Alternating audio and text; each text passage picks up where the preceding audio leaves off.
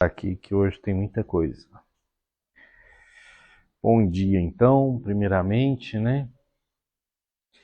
Meu nome é Zé Reis, alguns já convivem comigo, né? Outros ainda nunca tinham me visto na vida, mas eu vou ser o professor de vocês nessa disciplina, então a disciplina ela tem 45 horas, né, de carga teórica e mais 15 prática, né? Então, dá uma misturinha aqui, final de 60 horas totais, né? São 3 horas aqui no começo da manhã. Então, teve uma época que essa disciplina ela era dada por dois professores diferentes. Então, a disciplina de instrumentação já foi ministrada para o pessoal da mecânica e para o pessoal da mecatrônica e aeronáutica um pouco diferente.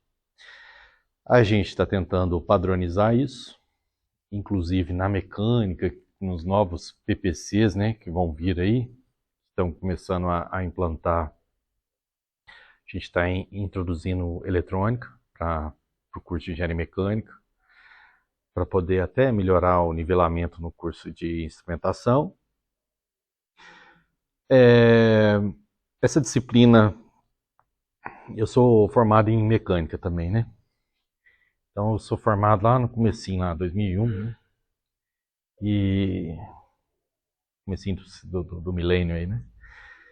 Lá naquela época, instrumentação não existia na graduação, tá? Instrumentação era uma disciplina que só existia na pós-graduação. Não existia os cursos de mecatrônica, nem aeronáutica. Com a criação do curso da mecatrônica, a gente vai verificando o que seria interessante ter num curso de mecatrônica. Sem dúvida, a instrumentação ela é de grande valia. Só que ela também é de grande valia para os outros cursos de mecânica, porque hoje a gente não faz sentido mais falar em mecânica sem ter um processo de aquisição de dados, monitoramento, né? Aeronáutica também não. Então, só para a gente ir contextualizando, né? Então, os PPCs daquela época eram PPCs dos anos 80, né? Então, assim, era um processo de automação, medição muito lento, muito pequeno, né? Então, eu lembro aí de estar trabalhando em indústria, 2005, mais ou menos, na Arcelor, o pessoal introduzindo sistemas de aquisição de dados para monitoramento da produção. Então, essa revisão de introdução de instrumentação na nossa matriz, ela também vem casando com o nosso processo tecnológico, é isso que eu queria ressaltar. Então, é muito comum você pegar empresas antes dos anos 2000, elas só faziam acompanhamento da produção em folhas de verificação, né? Então, o pessoal pegava lá no turno, preenchia quantos produziu, tantos, quantos defeitos, tanto, quanto estava a temperatura lá do óleo, sei lá, tanto, volume, tanto, tudo na mão. Então, por volta de 2000 e alguma coisa, muitas empresas melhores, assim, com mais grana, com mais recurso tecnológico, com mais participação de mercado, então maiores, né, que tinham dinheiro para poder investir nessas coisas, elas começam a fazer automação da linha, né? E aí começa a coletar muita informação. E aí começa a fazer parte, né, da nossa conversa, como um ambiente industrial, algumas palavras que até então não existiam, né? Então tem umas palavras que a gente praticamente não... Aquisição de dados, essas coisas não era... Existia, mas era um processo específico. Eu vou fazer a aquisição de um dado de um motor, né? Então você levava um dinamômetro lá e fazia uma medição de uma coisa bem específica. Mas pensando em um sistema completo, não era comum, né? Então eu lembro aí em 2004, 2005, trabalhando para Samarco lá, montando modelo para eles, era muito dado espuro, muito dado ruim. Então você chegava lá, eu quero uma base do processo. O cara ia entrar no Oracle direto, sabe, de algum sistema lá de aquisição que eles tinham, de processo. Pegava aquele volumão de dado, tudo lixo. Então você aproveitava 30%, 40% que tinha, porque não tinha validação do processo. Então o cara instalava lá, punha ele na linha, ficava alimentando um sistema, mas quase nunca ele checava, quase nunca ele ia lá e verificava se aqui estava medindo direito, sabe? Então era a indústria, mais ou menos, engatinhando nesse processo de aquisição de dados, né, para fazer melhoria de processo. Então, por volta aí de 2004, assim que a gente começa a escutar pela primeira vez aqueles termos, né, data mining, né? Então eu já mexia com IA nessa época, eu lembro de fazer captura de dados, de modelo, era muito para base estatística. Então nessa época você fazia ainda controle estatístico de processo, até hoje ainda é. Você ganha muito, melhora muito o seu processo, porque há muitos lugares que ainda nem sequer fazem esse negócio de validar os dados que está recebendo, conferir se os seus instrumentos estão fazendo medição correta. Então isso aí, nessa época, começa a surgir esses termos, né? E em 2010 começa a surgir um termozinho que a gente escuta hoje, que nem música no ouvido o tempo todo, que é o tal do machine learning, né? Então hoje a gente escuta o tal do machine learning, né? Aprendizado de máquina, deep learning, a gente está aí usando esses negócios hoje a rodo, mas por volta de 2000 e pouco aí começa um processo massivo, né? Ah, Zé, não existia antes? Existe, desde os anos 60 a gente faz aquisição de dados. Só que fazia um negócio muito escopo reduzido, muito englobando ali uma etapa do processo. Então nessa época, pelo menos no Brasil, que eu convivi, em 2000 e pouco, então passando aí umas 3 indústrias que eu trabalhava, a gente começa a perceber instalação de uns sistemas, né, tipo o MES, né? MES é um sistema de automação das linhas de produção, a Arcelor utiliza até hoje, que é para poder capturar esses dados de processamento, tá? Então aquilo ali vai alimentando direto lá o seu SAP, tá? Então ele é o que está lá na base raiz mesmo do seu processo. E aí a gente começa a ter disponível informação, que até então era muito baseado no tiãozinho lá, o caboquinho que estava lá tocando forno, ele que sabia mais ou menos como é que operava, ele que tinha uma noção e tal. Então, nesses anos 2000 e alguma coisa aí, eu trabalhei muito com melhoria de processo, essas coisas, então modelagem, avaliação estatística em cima, tal, poder otimizar essas coisas, né? Então, esse contexto que eu estou falando com vocês tudo é para poder apresentar que para a gente instrumentação passou a ser uma realidade, né? Então, por exemplo, eu fiz disciplina lá de instrumentação, acho que em 2004, ou antes, mestrado, 2002, alguma coisa assim. Era uma disciplina de vamos sentar aqui na bancadinha, vamos coletar a temperatura, vamos montar não sei o que e tal. Eram coisas assim que a gente via promessa, mas a gente não via a realidade, sabe? Era uma coisa que ainda era um pouco bem delimitado, sabe? Dados, se você chegasse no ramo da engenharia ainda, falando em dados, ciência de dados, era uma coisa distante, sabe? Falar, mas isso aqui a gente... Eu escutei muito, tá? Eu trabalhei muito com manutenção também. A gente escutava muito dos gerentes mais antigos, né? O que importa é daqui para frente. Falava, cara, aqui tá todo o seu histórico do que você faz, do que você já fez, de quando você acertou, de quando você errou. Não, o que importa é daqui para frente. Então, há muitos paradigmas amarrados nesse processo, tal, mas hoje já é realidade, tá bom? A nossa disciplina vai ser, então, igual, idêntica da mecânica. Eu estou tentando juntar aí as mesmas práticas, fazer as mesmas coisas, né? Então, essa disciplina, por um tempo, foi ministrada aqui na Mecatrônica Aeronáutica pelo professor Jean. Lá na mecânica era o professor Lepre, né? Então o Lepre foi quem criou essa disciplina lá na pós, trouxe isso depois para a graduação. Vocês tiveram aula com ele, não? Professor Lepre, só para vocês terem uma referência, eu gosto sempre de ressaltar isso. Eu fiz graduação em Engenharia Mecânica e em Ciência da Computação, mestrado em Mecânica, mestrado em Ciência da Computação, doutorado, pós-doc. E o melhor professor que eu já convivi em toda a minha vida, professor aula, tá? Classe. E também tem um outro professor que é meu pai, entre aspas, né? Que foi meu orientador sempre, o professor Valder, né? Eu tenho uma gratidão imensa com ele, e em termos humanos, englobando todos os aspectos, o professor Valder sempre foi um espelho para mim, assim, sabe, uma referência. Mas a aula, sentar aqui, assistir a aula, o melhor professor que eu tive na vida foi o professor Lepre. Então, foi uma grande satisfação e uma grande responsa quando eu venho para a mecânica aqui, para a FEMEC, assumir a vaga dele, né? Então, estou na mesma vaga do professor Lepre. E aí, o professor Lepre, há muito tempo, elaborou algumas aulas, elas são baseadas nos livros aqui que eu vou mostrar para vocês. O professor Jean também seguia os mesmos slides, o mesmo material. Então, o curso da Mecatrônica e Aeronáutica sempre também viu o mesmo material, o mesmo conteúdo, da mesma forma. Tá? O que variava bastante era, às vezes, algum detalhezinho que ele aprofundava menos ou mais, e as práticas. Aí eu estou tentando agora, vou padronizar tudo para todo mundo, inclusive o que a gente vai ver em nível de profundidade ou não. Tá bom? Então, o que a gente vai ver aqui na disciplina? Vou ler aqui o que é o nosso objetivo, né, geral.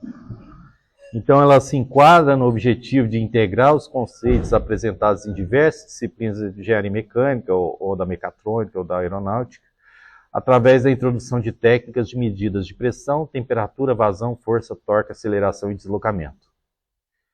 Durante o curso, são estabelecidos princípios básicos do funcionamento dos instrumentos e das técnicas experimentais envolvidas. Em paralelo, é enfatizado o uso da análise da propagação de erros e medidas, e também é analisado o problema de tratamento de sinais elétricos e sua conversão de forma analógica para digital. Então, durante o que a gente está falando aqui, a gente está falando que, olha, durante as nossas etapas de trabalho no nosso ramo de engenharia, é muito comum a gente ter que fazer algumas medições, seja para controle ou se não para acompanhamento, né? E aí a gente tem que ter um certo critério, porque medições físicas reais, elas não são determinísticas, elas não são mesmo valor sempre, não há uma previsão e ela ocorre conforme era previsto. Então há flutuações, né? Então essas flutuações a gente tem que ter um rigor estatístico de tratamento para poder evitar confusão, né? E evitar ter problema futuro, né? Então por isso essa análise de propagação de erro. E a gente vai ver um pouquinho aí dessa parte de tratamento de sinais e os erros que podem ocasionar do processo de conversão analógica digital, né? Então a gente tem essa mudança do nosso mundo contínuo para o nosso mundo discreto. Você pode trazer inconveniente ou não, de acordo com o seu processo de discretização, né? Então vai precisar de estatística, eletrônica, sistema mecânico, base de automação, controle, e a gente vai precisar de programar de vez em quando aqui, tá bom? Então vai ter alguma prática que a gente vai demandar codificação. Vocês costumam trabalhar com qual linguagem de programação? MATLAB. Então, eu venho de um lugar lá, cara, que há alguns anos já, beirando uns 10, a gente padronizou lá fazer tudo Python, sabe? Então, assim, eu venho da UFG, que depois virou FCAT, lá em Catalão. Fiquei lá 9 anos, né? Então, só contextualizando o meu jeito aqui também, né? Então, eu segui esse caminho, formei, fiz doutorado lá e trabalhei 10 anos, mais ou menos, na indústria. Então, eu trabalhava no corporativo da ArcelorMittal, então trabalhei em uns 8, 10 países, eu ficava rodando, tá? Então, no meio desse caminho eu imigrei para o Canadá, fiz green card da vida, morei lá, era responsável por umas coisas lá de projeto, depois voltei naquela crise pesada, 2008, 2009 e tal, depois eu voltei, continuei no mesmo escritório atendendo Américas, né? Então eu trabalhava desde o Canadá até a Argentina, ficava rodando. Então, assim, eu era o Severino do CTO, né? CTO, Chief Technology Officer, né? O que o technology faz dentro de uma indústria? Ele não é o cara da TI. Ele não é o cara que... o technology é realmente tecnologia do negócio. Então, eu estava junto com o pessoal do centro de pesquisa. Então você tem um alto forno que dá para melhorar uma performance em alguma coisa, uma nova metodologia ou algum novo dispositivo, equipamento ou técnica. Eu era responsável por implantar essas coisas. Então o CTO é o que viabiliza o negócio, deslumbrando negócio, dinheiro, certo? com tecnologia. Então, assim, já modelei processo térmico, já instalação de turbina com geração e de tudo quanto é coisa que vocês pensarem, de processo que envolve química, elétrica, mecânica e etc., né? E no meio desse caminho tem muita instrumentação, né? Então, e estatística e programação em cima, né? Sempre. Para poder fazer as coisas funcionarem, né? Então, uma coisa é a gente montar um modelinho aqui, põe um Simulink, clico para rodar, aquilo roda, né? O outro é você ter um trem de laminação com 32 cadeiras que faz um produto que só tem 4 plantas no mundo que faz. Então, você tem que fazer com que aquilo lá aconteça, né? E a gente fazer essa mudança de automação em 7 dias.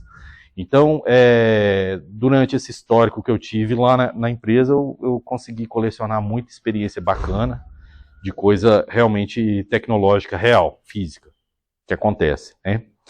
Aí eu saí de lá e fui, né? Eu tive uns contrapesos aí, uns tropeços, né, na vida familiar, né?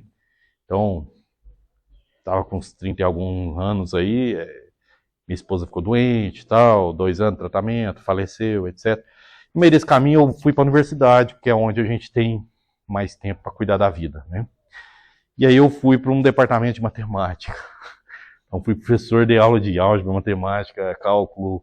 E eu cheguei lá, a promessa era justamente de que eu tinha experiência industrial e os caras tinham um curso de matemática industrial e eles queriam dar uma mudada no curso, né? Então eu devo ter dado umas 50 disciplinas diferentes lá, tudo com pegada mais aplicada. E lá eu criei o curso de engenharia mecatrônica, né?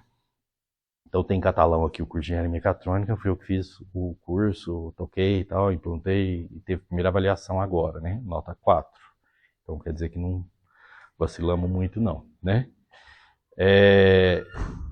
Teve a primeira turma, formou lá agora.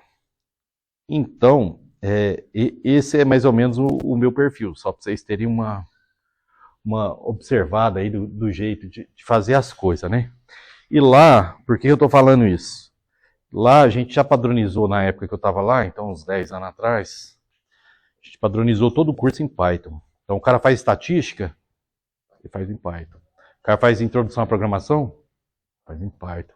O cara vai fazer estrutura de dados, Python. O cara faz lá, sei lá, teoria dos grafos, Python. Ele mexe com programação orientada a objeto, Python. Vai fazer controle, eu dava aula de controle lá, Python. Aqui a gente tem heranças. Uma coisa é quando você começa algo, entende? Então eu te entrego uma folha em branco e falo, vamos fazer um desenho. A folha é sua. Foi isso que eu fiz lá. Agora outra é eu te entregar um quadro pronto e falar, desenha um passarinho aqui do lado. Você não pode desenhar de qualquer jeito passarinho, porque... né? Mas a gente pode ir adaptando. E por que eu falo em adaptar? Eu falo para vocês que eu vim daqui, saí daqui, fiz tudo aqui, né? Então, você fala assim, Zé, o que você mais programava aqui? Era MATLAB, né? Não só MATLAB, porque eu tinha minha pegada de computeiro, né? Então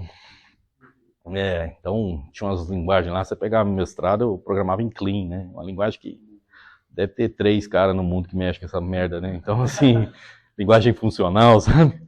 Só matemática essa bosta. Então, é diferente, né? Mas o MATLAB era a nossa referência, né? Sempre foi. Então, os slides do professor Lepre, que é o que a gente usa de referência, estão em MATLAB. Então, eu vou passar com vocês em MATLAB e eu estou fazendo o em Python.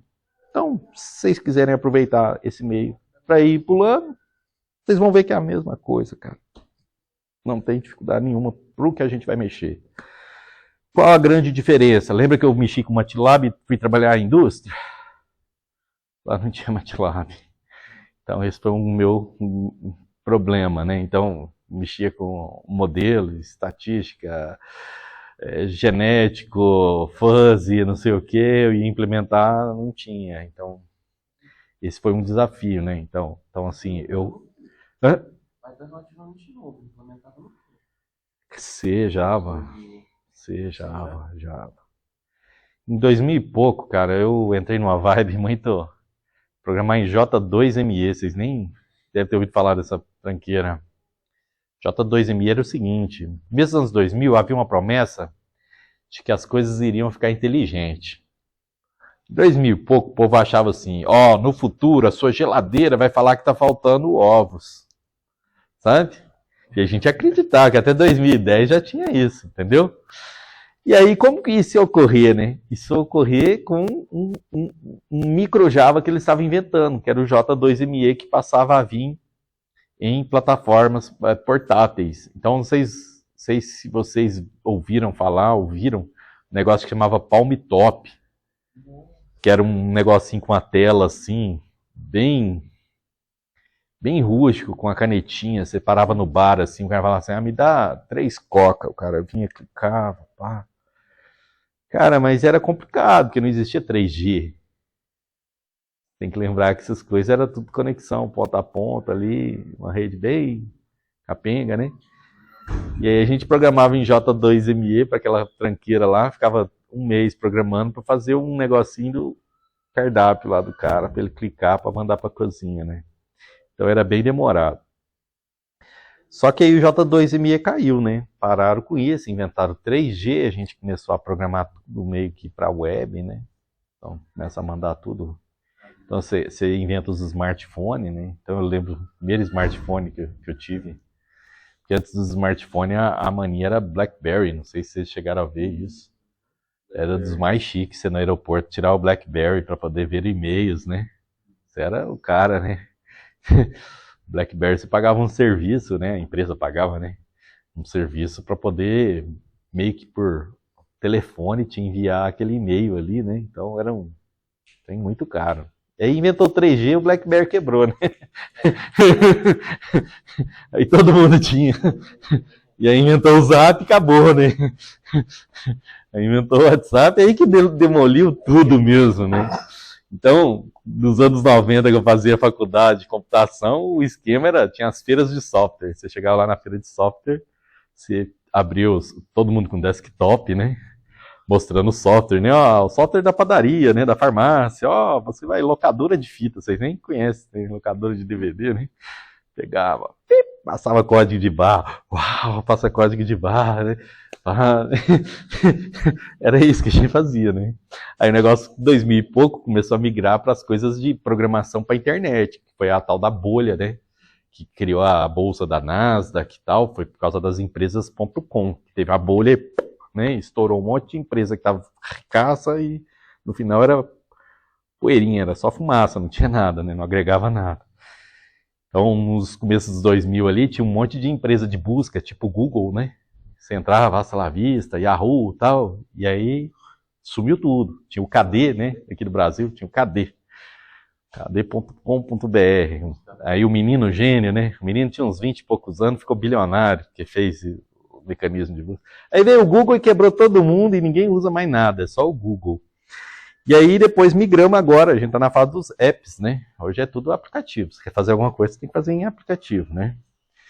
Então, o 3G realmente veio e arrebentou com tudo que tinha, né? Então, indo para o nosso histórico aqui, o que a gente vai falar?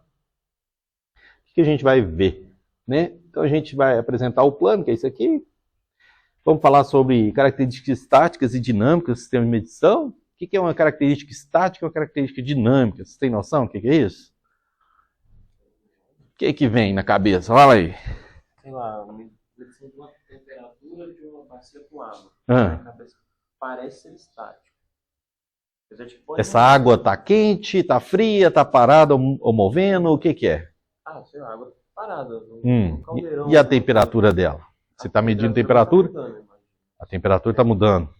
Ou eu quero que, sei lá, quero manter em 10 graus. Aí eu talvez seja estático, porque vai ter no máximo uma oscilação. Tudo tem a ver com o que a gente chama de... Todo fenômeno que a gente tem ele num fenômeno transiente e tem ele na condição permanente. Lembra? O que quer dizer isso e o que quer dizer isso? Se está mudança de estado, ele não está tendo mudança de estado. E o que é o estado, Zé? É aquilo fisicamente que você está observando. Se for movimento, é o movimento. Se for temperatura, é temperatura. Certo? Então, se eu estou em algo que está numa condição permanente de estado, por exemplo, a temperatura da sua bacia lá, coloquei o termômetro lá dentro da bacia e deixei ele ali. A temperatura está parada, tem um fluxo ali, ó, de calor constante, está mantendo a mesma temperatura. Isso aí é uma característica estática ou é dinâmica? É estática. Então, a característica estática de um dispositivo é justamente quando ele está em regime permanente. Então, peguei meu termômetro lá, enfiei debaixo do braço, aquele de mercúrio. Vocês usam isso ainda? Ninguém usa, sua avó tem, né? Põe debaixo do braço, você lembra que não pode olhar direto, né? Você tem que pôr debaixo do braço e esperar uns 3 minutos aquele trem captar, né? Aí, 3 minutos. Por que tem que pular 3 minutos? Pra você entrar em equilíbrio térmico, para poder pegar aquilo lá numa medida permanente. Então, quando você está observando medida permanente, você está característica estática. Então, você está preocupado com aquele negócio ficar oscilando. Imagina que você pega o mesmo termômetro, você mede aqui, ó, entrou em regime permanente, medi e deu uma temperatura. Fui repetir meu processo, meu corpo está na mesma febre. Medi e deu outra temperatura. Pois aqui está variando meio grau, cara. Está variando meio grau. Característica estática boa ou ruim? Está no regime permanente, oscilando desse tanto? De febre é ruim, né? Entendeu? Então eu estou preocupado com característica estática. Característica dinâmica, então, já que você sacou o que é estática, o que vai ser a dinâmica? Vai ser a de lá, né? O transiente.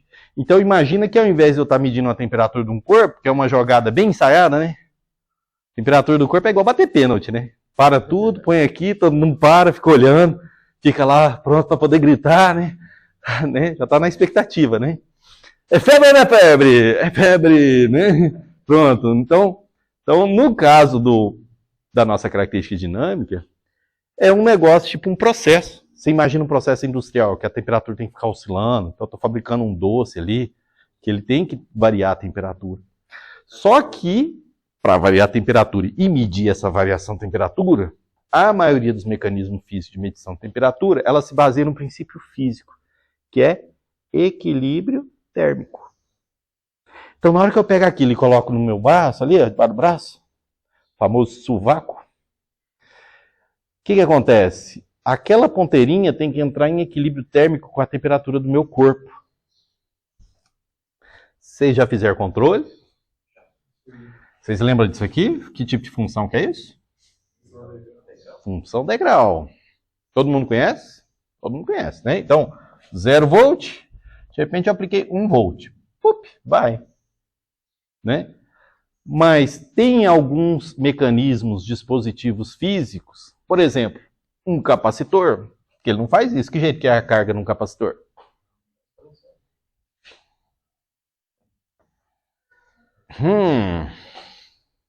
Então vai ter capacitor que responde assim, mas vai ter capacitor que vai responder assim.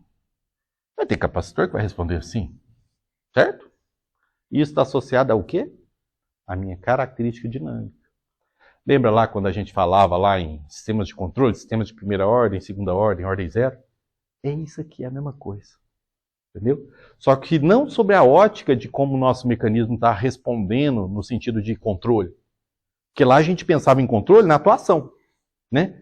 Aqui a gente está pensando no como ele está medindo. O seu sistema de medição como um todo. Porque você vai ter a ponteirinha lá que é o seu transdutor, você vai ter o sensor, vai ter condicionador, vai ter... Então pegando todo o meu sistema de medição, como que ele responde? Função degrauzinha bonitinha ou não? E a gente tem mecanismos, dispositivos que inerentemente eles têm uma ordem, não é de ordem zero. Certo? Não tem jeito. Então, esses mecanismos de medição de temperatura, tirando da pistolinha lá, pap.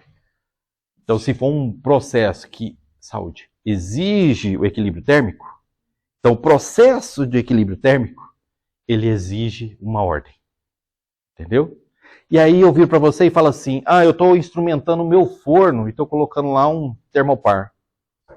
PT100. Certo? Aí eu te falo, esse sistema é dinâmico. Então imagina que eu tenho um sistema lá, ou um processo, ou uma aeronave. Né? Então vocês estão... Quem que é aeronauta? Levanta a mão. Aeronáutico. Né? Eu odeio essa palavra, velho. Porque eu juro para vocês que tinha que ser engenheiro aeronauta. Que não faz, sabe, menor lógica falar aeronáutico. Que é igual engenheiro elétrico, entendeu? Engenheiro elétrico é o cara que dá choque, né? Engenheiro eletricista é a mesma coisa, eles não são aeronáuticos. Mas tá? O correto é aeronáutico. É a minha cabeça que não... Na minha cabeça é aeronauta. Eu acho que é porque engenheiro náutico, né, que é o naval, mas aqui é no engenheiro náutico, no engenheiro naval. Aí tá... Sua cabeça tá certa. Bom, mas me explicaram que não, tá? Então eu aceito, mas com raiva. Bom, vocês entenderam o que é essa primeira etapa? O que é uma característica estática, o que é uma característica dinâmica no sistema? E aí é o sistema inteiro, é a cadeia toda, tá? Muitas vezes você vai fazer o levantamento para a sua cadeia inteira. Então imagina que você tem lá o seu sisteminha de aeronave lá, que ele tem um processo de aquecimento, e você tem que ficar monitorando aquele processo de aquecimento e sobreaquecimento. Você tem que lembrar que aquilo ali tem um tempo, um intervalo de tempo para poder ficar fazendo essa variação de temperatura. E aí você vai verificar se aquele sistema seu de medição é adequado ou não para o seu fenômeno. Porque o que acontece se você tiver um fenômeno que ele oscila muito rápido a temperatura, mas o seu sistema de medição ele é lento? Opa, tô indo, já foi, já mudou, já voltou de novo para a temperatura. Ou você não... Então imagina, vou inventar um trem aqui, tá? Você veio, subiu, desceu, e aí o meu negócio tá assim, ó. Tá bem diferente, né? Os tempos de... E se brincar, se ainda tiver mais um tempinho para poder reagir, aí o trem vai pro beleléu, né? Então, gente, esse é o nível da importância que a gente tem da dinâmica do nosso sistema de medição, tá? A importância dele. A maior parte do tempo a gente está preocupado com a característica estática, né? Que ela é do regime permanente mesmo, é de, ó, até que equilibrou, você não está acertando nem aqui, cara, né? Então, vai embora, né? Eu tô paradinho aqui para vocês, não está dando certo, né? Então, quer dizer que sistemas dinâmicos também, gente, a gente não preocupa também só com a parte dinâmica não, tá? Então, sistemas dinâmicos, além da parte estática, tá ok? Aí você confere a parte dinâmica. Sistemas estáticos, só a parte estática, suficiente. Então, a parte que a gente tem aqui, dessas características estáticas, elas são importantes independente se o seu sistema ali está em regime permanente, está em regime transiente, toda forma ela é necessária de ser conferida, né? E é a calibração, né? Quando a gente fala, vou calibrar meu instrumento, o que a gente está fazendo é isso, tá? Então, análise de erros de medição, então, números, né? Tratar números, né? Então, excluir dado espúrio, né? Então, tem dado aqui que não faz condiz, né? Estou medindo temperatura num forno, né? Então tá lá, 0, 180, 200, 180, 200, 250, aí de repente aparece 10.000, né?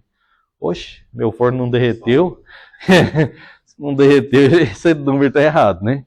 Então, isso acontece por N motivos, tem vários motivos para poder isso acontecer, tá?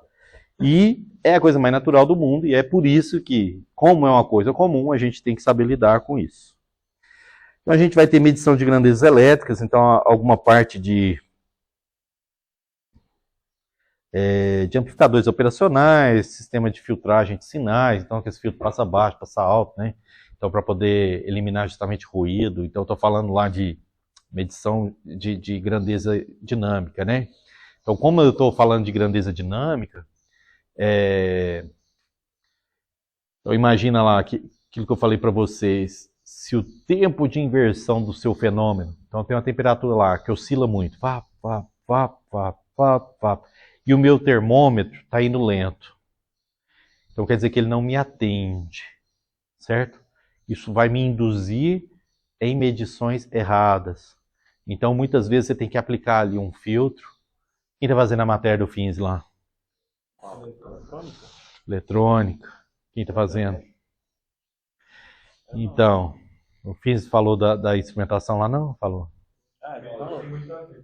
Então, os filtros lá é onde a gente vai pegar e embutir ele aqui, entendeu? Então, quando você fala assim, vou passar um fio, passar alto ou passar banda ali, para poder pegar a flutuação maior do que uma frequência.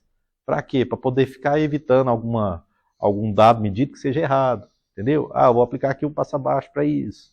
Então, para a gente é de extrema importância e entender, compreender o funcionamento desses fios, a ordem dele, como que ele vai ser aplicado, tá?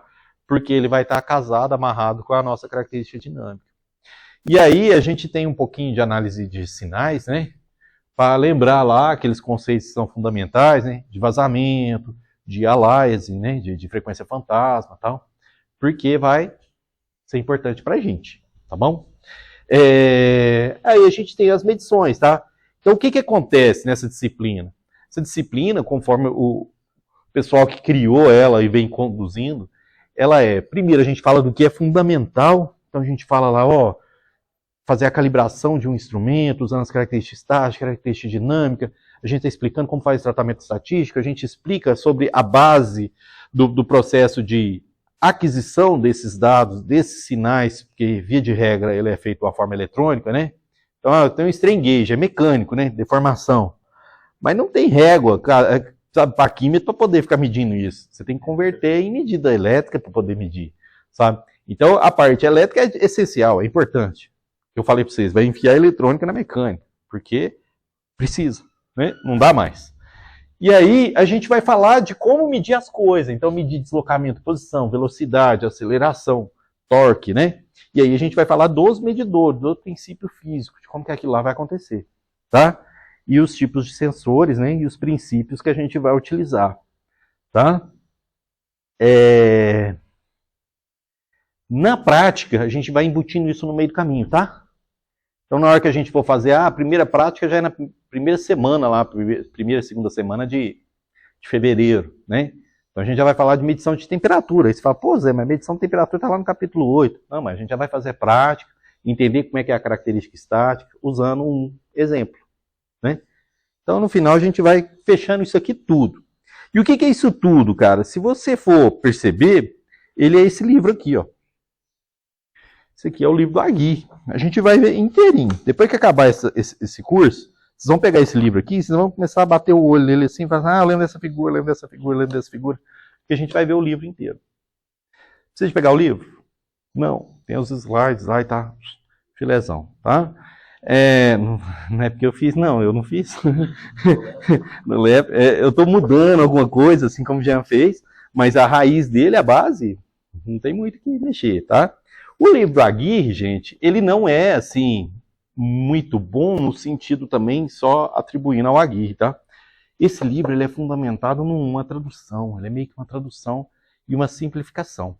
Tem um livro que desde os anos 70, ele é usado para a área de instrumentação, é um livro pesado, grosso, eu tenho lá, vou trazer uma hora pra gente. Chama Doebelin, o cara, Doebelin, tá na nossa referência, tá lá embaixo. Esse cara aqui, ó. Esse livro aqui. Para você ver, tá lá, 89. Eu tenho uma versão dele lá, acho que é de 90 e pouco, mas eu acho que é a última. Esse livro começa nos anos 70, se eu não me engano. E ele vira uma referência, porque ele vai tratar, cara, aspecto bem conceitual mesmo, físico, e ele vai fazendo a amarração disso. Então, é muito bom. E o Aguirre, ele vem trazendo isso com uma linguagem mais, eu entendo, como uma linguagem de graduação. O livro do Doebelin, ele é muito bom para a gente estudar ele na pós. Porque ele vai muito mais a fundo em formulação matemática, sabe? Então ele pega lá, desde processo de aterramento, e ele vai bem a fundo mesmo, com modelos de eletromecânicos, sabe? E ele pega cada sensor desse, ele destrincha em termos de como que funciona a sua função de transferência, em termos do mecanismo físico mesmo. Então ele pega desde o processo físico, que aquilo fundamenta a medição, e ele vem construindo um modelo daquilo, sabe? É aquilo que a gente tem na aula de controle, quando a gente pega sisteminhas de massa-mola, que tudo, só que ele pega do transdutorzinho lá, o princípio físico, e vem montando, sabe? É um livro pesado, eu não recomendo para graduação, né? Então a gente estuda ele, em geral, um programa aí de mestrado, doutorado, né? Mas o Agui mata pau, ele dá uma simplificada, ao mesmo tempo em que ele não some com esse fundamento, ele traz um jeito mais tranquilo de ver, tá bom? Agui, esse aqui o Doebelin não, tá? Esse aqui Tem vários livros de instrumentação, O curso de instrumentação, via de regra, em todo lugar que eu conheço, então eu conheço uns 2, 3 professores disso, em outros lugares, não é muito diferente do que a gente vê aqui, porque é o que precisa de se falar, tá? É como se fosse um curso de vibrações, assim, qualquer lugar que você vai, é basicamente a mesma referência, usa o mesmo esquema, tá? Vamos nas práticas. As práticas a gente vai fazer 6 práticas, tá?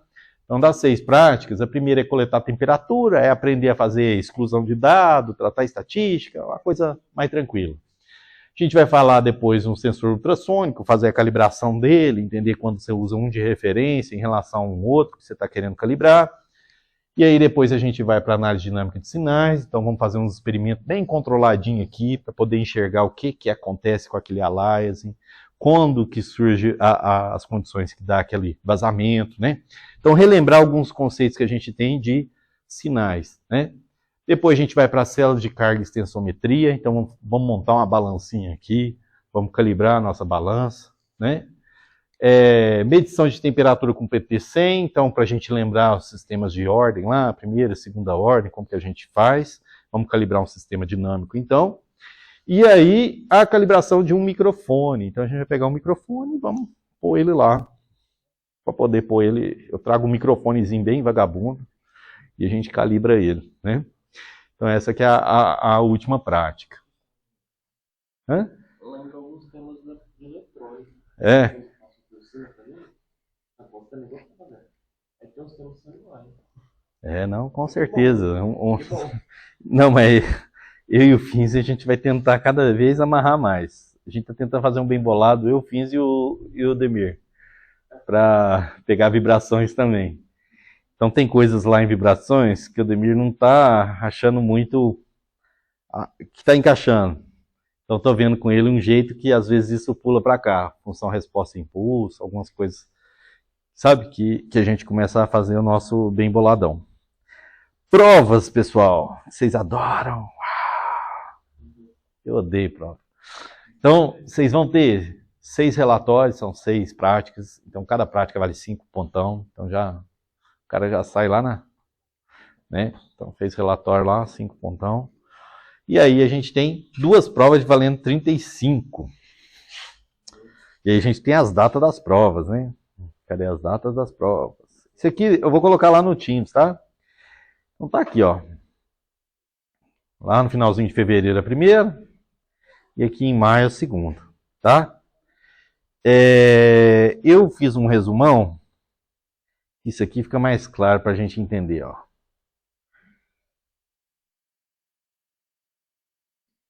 Isso aqui é a turma da mecânica, isso aqui é a turma das 6. E aí tem um esqueminha de cor. Eu vou colocar isso tudo lá no site, tá? No Teams, para a gente conversar. Porque o que acontece? A gente tem feriado no meio do caminho, né? E aí tem que sincronizar as turmas de laboratório, para poder uma turma não ficar prejudicada em relação à outra. Tem coisas de laboratório, eu estou montando... Apesar da gente já existir essa disciplina antes, a gente passou por uma pandemia, a gente está passando por um processo de envelhecimento das coisas. Então, por exemplo, tinha 3 kits no laboratório de uma prática X. Passou um tempo, queimou um. Passou um tempo, entendeu? Então, assim, a gente está num processo agora de como eu herdei, vamos pensar assim, a disciplina. Estou reestruturando as práticas, refazendo os kits. Então, eu estou fazendo no mesmo esquemão 15, 10 kits para a gente ter as 10 práticas no laboratório para todo mundo sentar e pôr a mão. Certo? Então, já tem umas 3 que estão prontas. Já está tudo feito, está funcionando. Mas tem outras que não está. E tem algumas que é muito complicado. Não sei se eu consigo, em alguma hora, montar isso. Então, por exemplo, imagina que eu vou fazer um com acelerômetro. E aí eu preciso de um shaker. Eu não consigo ter 10 shakers. Entendeu? Então tem uma prática ou outra que eu vou acabar fazendo na frente de vocês, pegar os dados e entregar. Falar, olha, deu isso aqui. A gente fez a prática, vocês viram e tal. Tá aqui os dados. E aí nessas práticas, por enquanto está sendo a 3, que é aquela de análise de sinais, a de temperatura. Acho que a de temperatura esse semestre eu já conseguiria fazer para todo mundo. E a de microfone, eu só tenho um. Aí como que eu estou pensando, que eu fiz o semestre passado? E aí é com vocês. Imagina que essa semana a gente teria uma prática. Ou à tarde vem a turma para cá para a gente fazer a prática, mas vai ser aquele esquema, eu vou ficar na mesinha lá na frente, todo mundo olha, eu pego os dados e entrego para vocês. Ou que a turma do semestre passado preferiu. A gente tem aula aqui até 9h40, sei lá. Eu tento dar uma adiantada, tipo 9h10 mais ou menos para acabar. E aí eu pego nessa meia hora, eu já faço a prática, para a turma não ter que voltar aqui de tarde. Entendeu? Porque já libero. E eu prefiro, porque primeiro, para mim, já me libera, mas principalmente, por quê que eu prefiro fazer aqui? Porque a gente tem um data show que presta. E aí eu trago câmera, uma webzinha, câmera, e eu ponho em cima aqui e a gente vai gravando tudo. Então fica gravada a aula e ao mesmo tempo vocês vão vendo, acompanhando o que eu estou fazendo e eu pego os dados e passo para vocês. Mas vocês também têm a prática e vão olhando junto. Porque lá no laboratório, às vezes, fica apertado. O cara fica olhando em cima, distrai, passa, sabe? Por isso que às vezes, eu prefiro fazer aqui. Porque aí a turma está sentada, olhando, prestando atenção. São práticas rápidas, tá? E aí eu passo os dados para vocês processarem em casa. Fazer o relatório depois, que é bom. É. Tem gravado. Em geral os meninos ficam dando print da tela, dá os print screen, né? Pode demais. Não, mas a gente tira foto aqui também. Esse mês passado tinha as sessões de fotos aqui. A gente ia fazendo 2 alunos para poder ajudar. Aí vai montando aqui junto, tá? Bom, como vocês olham, tá apertado. É muita coisa para fazer, muita prática. E ao mesmo tempo a gente tem que cumprir o calendário, certo? As avaliações, voltando, prova. Tá aqui as provas. Se a turma colabora, se todo mundo é gente boa, tá vindo na aula, tá participando, tá ajudando, chega lá na semana lá do dia 17, a gente vira e fala assim, gente, vamos passar a prova para vocês fazerem em casa no fim de semana. Aí eu passo para vocês fazem lá sábado, domingo, segunda, me entrega, põe no Teams lá. Beleza? Mas eu ponho desse jeito aqui, prova individual, escrito, não sei o quê, mas para tentar ver se vocês vêm também, porque senão a turma some, sabe? E aí eu acho também fica ruim, né? Mas participando, vem cá, tal, a gente conversa, vai fazendo os laboratórios, vai acompanhando direitinho. Porque meu objetivo nunca vai ser reprovar ninguém. Meu objetivo sempre vai ser tentar compartilhar o que eu conheço, o que eu consigo passar para vocês, que eu tenho minhas limitações também. A prova, eu quero que vocês sentem, tentem fazer. Ah, mas eu vou usar o ChatGPT, lá. Vai, cara, não consigo controlar direito, tá? Mas a minha tentativa é que você tendo tempo, você podendo trocar ideia. A minha expectativa é que você tire 100, mas 100 conclusivo, sabe? Compreensivo. O que você fez realmente você entendeu. Ah, Zé, eu quero te engalobar, velho. Cara, você tá enganando é você mesmo. Porque você tá tendo a oportunidade, o tempo e tal. Então, eu espero que... Quantos anos você tem? 24. 21. 21.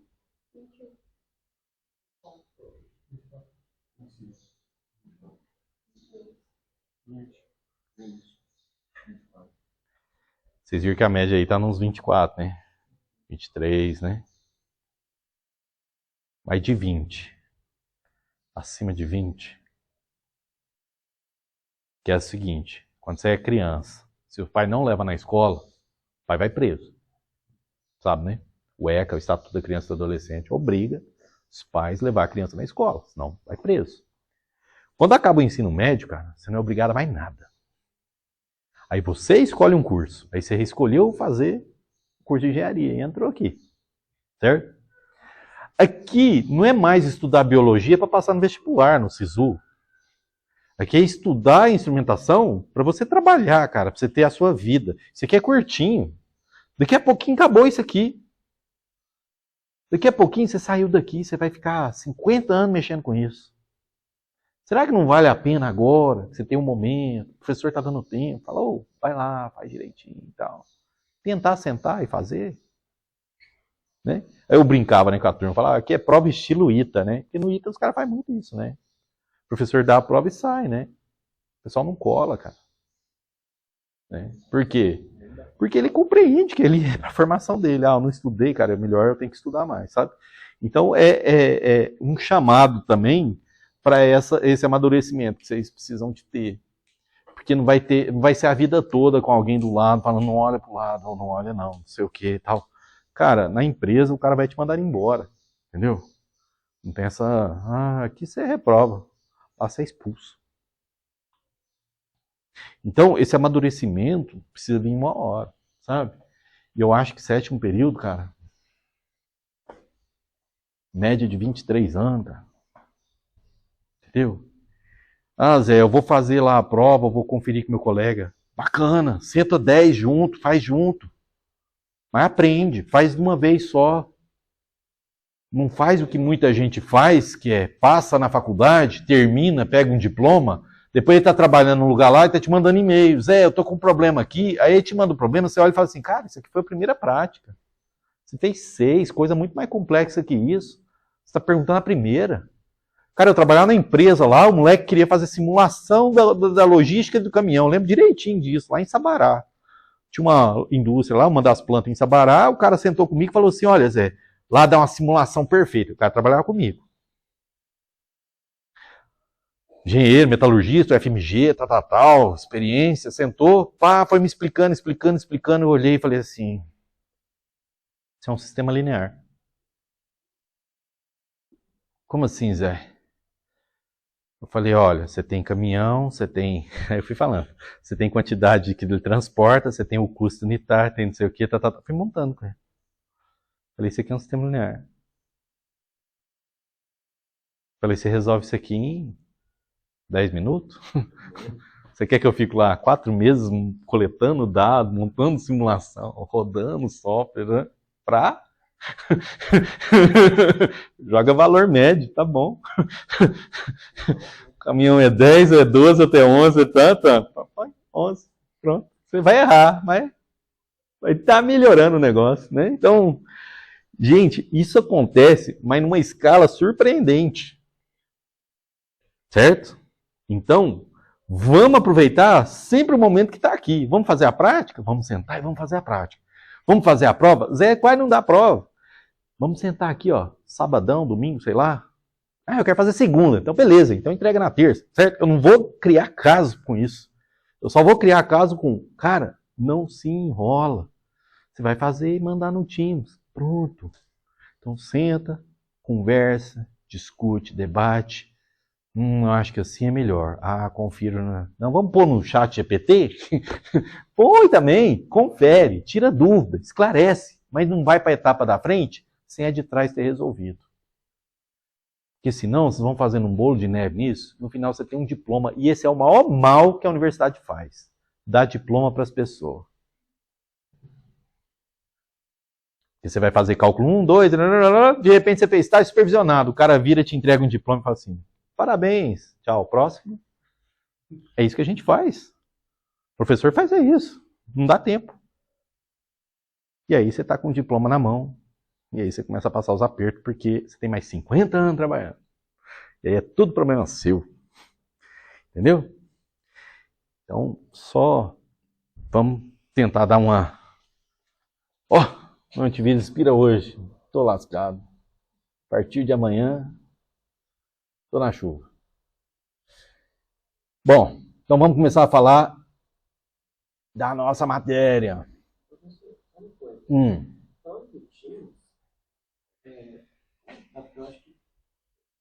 Teams tem nada de vocês ainda. Não pus nada lá. Não? Você pediu hoje? Pediu que dia? Será que pediu? Não. Depois você me manda no zap. Todo mundo tem o zap. Todo mundo tá no grupo do zap lá, não tá? Qualquer coisa vocês mandam zap, tá? Manda, não, fica à vontade. Aquilo lá é pra tudo, tá? dando problema, tendo alguma treta, alguma coisa de laboratório, qualquer coisa que for rolar, aquilo ali é um canal, é o nosso saque. Então, é o canal direto para conversar, tá bom? E eu deixo bem coletivo, porque às vezes são problemas comuns. Então, por exemplo, teve vezes já do cara falar assim, Zé, mas a prova não está disponível. Eu achei que a prova estava e não estava, sabe? Então, me lembra, que aí é problema para todo mundo. Aí todo mundo, eu também, não tô vendo não. Né? Bom, gente, então começando nossa conversinha aqui, a gente vai começar nosso assunto hoje, né? Então, a nossa metodologia clássica aqui, né, de desenvolvimento de projetos, né? Então, você vai montar ali uma análise de requisito. Deixa eu só apagar um pouquinho aqui.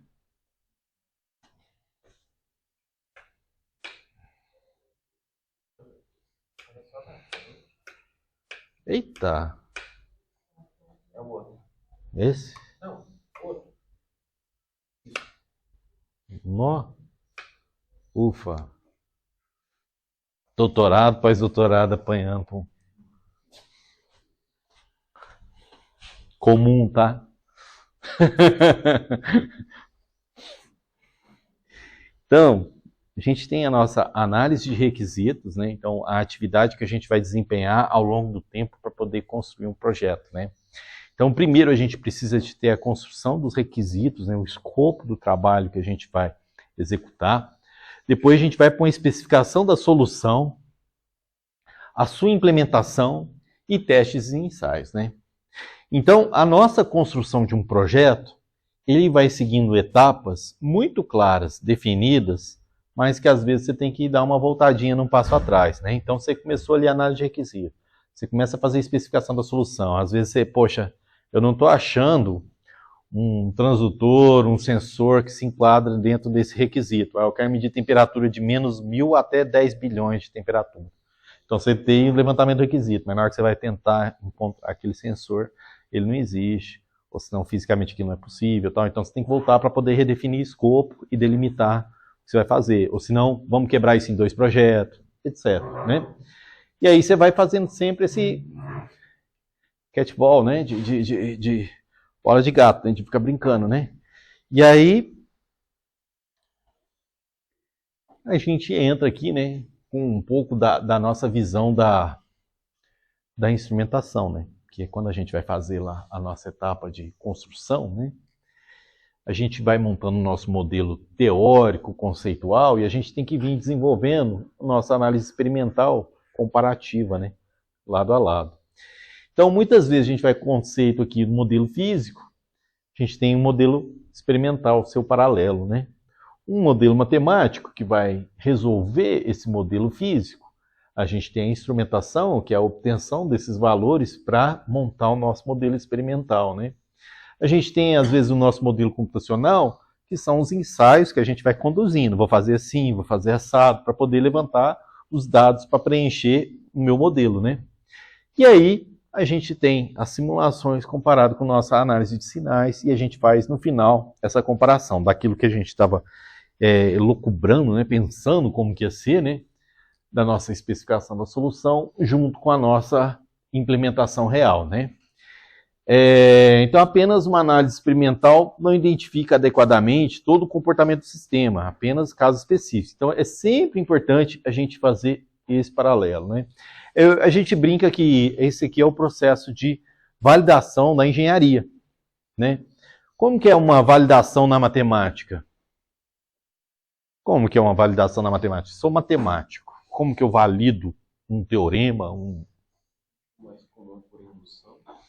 Então, tem os mecanismos matemáticos para demonstração e comprovação, né?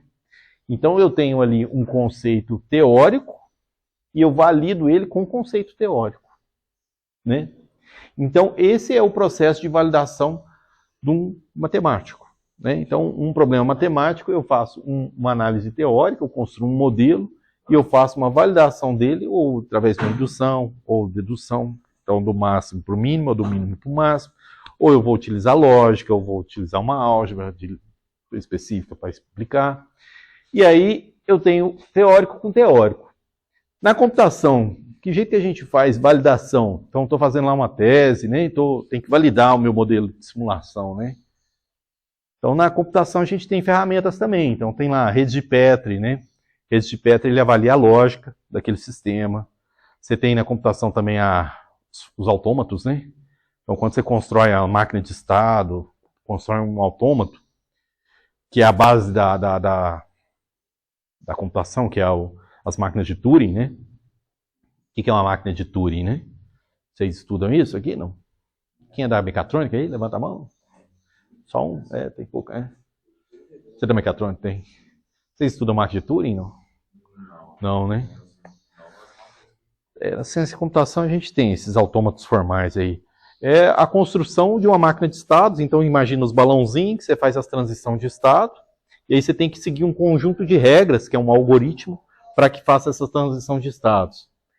Uma máquina de Turing, ela é o princípio do que a gente faz de algoritmos e o que um computador executa. Um computador, ele é uma máquina de Turing, entendeu? A máquina de Turing é um problema que o Turing, né, construiu, que é o problema da decidibilidade, né, de decisão, né? O problema da decisão lá nos anos, acho que 30, ele resolve um grande problema matemático e que chega à seguinte conclusão, né? Que qualquer problema, se ele for resolvível em um número finito de estados, ele é resolvível por uma máquina de Turing, né? Então, é baseado nisso que a gente pega o computador e sai fazendo simulação. Vocês já viram que a gente pega um computador e faz simulação? Por que a gente tem essa confiança de pegar o cara chegou ali com transferência de calor, o cara chegou aqui com problema de vibração, tal. Eu já abro o computador antes e já sai resolvendo. Por causa do Turing. Que o Turing me afirma que se o problema for resolvido num número finito de estados, né, de passos ali, eu consigo uma máquina de Turing que representa aquilo. Então, por exemplo, quem trabalha com a parte de computação, quando você vai validar, você valida através de uma máquina de Turing. Então, se uma máquina de Turing consegue resolver esse problema, quer dizer que esse problema tem solução. É basicamente isso que ele faz. Tá? Então, quem trabalha com matemática, ele usa os mecanismos formais. Quem trabalha com computação, mais formal, tem esses mecanismos formais. E a engenharia, que mecanismo que a gente tem para validar? A prática. Porque se não funciona, para a gente não serve. Certo? Então, para a gente tem sempre que fazer análise teórica e fazer o nosso modelo experimental. Lembrando que a análise teórica ela pode variar. Né? Então, esses dias, né, a gente estava lá no LMesh, né, fazendo negócio lá, validando o sisteminha de aquisição para strain gauge. Né? Então, a gente está lá, strain gauge com o nosso sistema de aquisição. No mesmo corpo de prova, a gente colocou um clip gauge, que é um dispositivo para medição da deformação, que é da máquina, é calibrado, ou seja, eu estava calibrando o meu com um sistema padrão. Ao mesmo tempo, eu fui lá no ANSYS, montei lá o meu corpinho de prova e apliquei as mesmas cargas para poder comparar o valor teórico com o valor que estava ocorrendo. Ao mesmo tempo, como era um esforço simples, eu fui com o lapisinho, então a tensão é igual a tal, e obtive um valor, certo? Ele vai deformar em tanto. Um aço tal, com modo de elasticidade assim, então o nosso sistema, ele funciona desse jeito, de você vir validando, e o nosso modelo teórico, algumas vezes ele vai ser um ANSYS da vida, algumas vezes pode ser até um modelo teórico mesmo, tá? Então a gente tem aqui o nosso sistema de medição, né? Sistema de medição, conjunto de dispositivos, né? Então a gente tem vários tipos de dispositivo ali que está tudo amarrado, né? Então a gente tem sensor, circuito, cabo, visor aqui no sentido de display, né? Então equações para poder fazer aquela calibração, compensação, né? Software para poder fazer a análise, filtrar, processar, agrupar, né? Cujo objetivo é fornecer informações sobre o valor da grandeza física que se deseja medir através de sua conversão em algo mensurável. Ou seja, eu vou pegar lá algo físico que está acontecendo para poder obter aquilo de uma forma numérica, um valor mesmo para poder trabalhar, né? E aí a gente tem essa mistureba de efeitos. Então a gente tem efeitos mecânicos convertendo para elétrica, que vem para térmica, que vem para fluido, que vai para elétrica, que volta para... Então a gente tem essa conversão de diversos tipos de energia trabalhando em conjunto, né? Então a gente tem grandezas que são potenciais, força, torque, voltagem, pressão, e tem grandezas que são cinéticas, velocidade, rotação, corrente, vazão, quantidade de calor, né? A nomenclatura básica que a gente vai utilizar em instrumentação. Então a gente tem um transdutor, ele é um dispositivo capaz de transformar uma energia em outra. Então, dispositivos utilizados em medição e que fornecem uma grandeza de saída, que guarda uma relação especificada com uma grandeza de entrada. Então, um cristal de quartzo transforma deformação em tensão elétrica e vice-versa. Então, o transdutor, ele transforma, né? Então, estou pensando num tipo aqui que está indo para um outro, né? Então, o cristal de quartzo que a gente está falando ali. Você está transformando uma deformação que está sendo aplicada no quartzo para uma carga elétrica, né? Então, você comprime um quartzo, você vai ter lá picocoulombs, né? Sendo produzido ali na outra ponta. Você vai condicionar isso, vai trabalhar ele com tensão elétrica, por exemplo, né? O sensor é uma classe de transdutor, é um dos tipos. Você tem o sensor e tem o atuador, né? O elemento de um sistema de medição que é diretamente afetado por um fenômeno corpo ou substância que contém a grandeza a ser medida, né? Cristal de quartzo utilizado para transformar a deformação em tensão elétrica e medir a deformação. Então, num caso, por exemplo, de um acelerômetro piezoelétrico, todo mundo já teve contato com acelerômetro? Ou não? Vocês já viram? Vocês têm uma disciplina com o Aldemir lá, não tem? Hã? É de que período? Já passou? Quinto? E a mecatrônica? A mecatrônica não tem vibrações, né?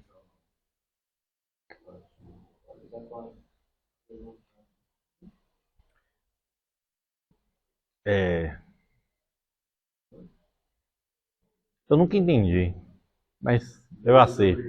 Eu não aceito. Eu aceito, eu não entendi.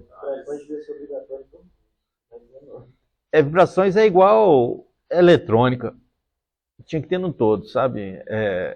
Mas aí, vibração, cara, a gente não estuda. Cara. Hã?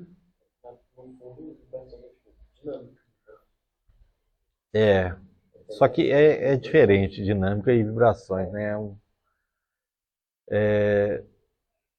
Deixa pra lá, eu ia comentar uma percepção, mas.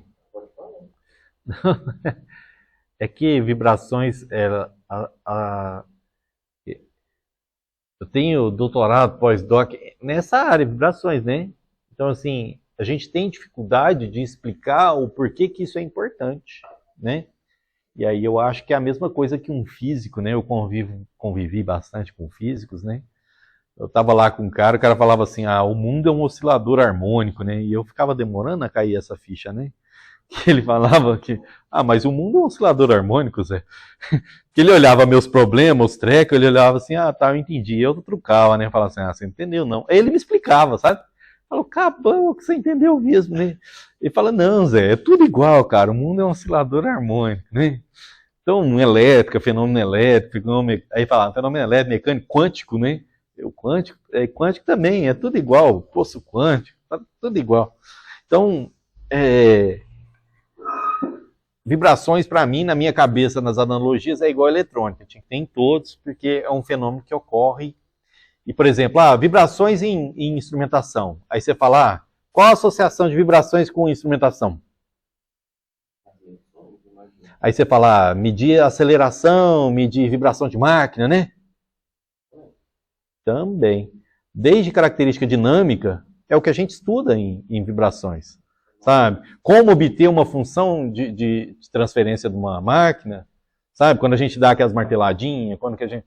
Cara, aquilo ali é a essência do que a gente faz de instrumentação, sabe?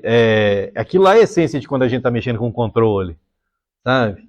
Então, eu acho que vibrações para mecatrônica era importante por causa disso, entendeu? A última coisa que é importante é para poder medir vibração de máquina, sacou?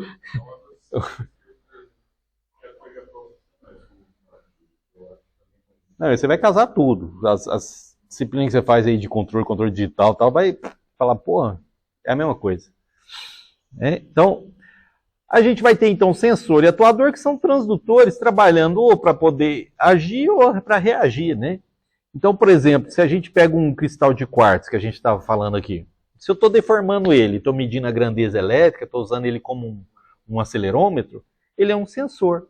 Mas eu posso utilizá-lo como um atuador, que eu vou aplicar uma tensão elétrica e ele vai deformar.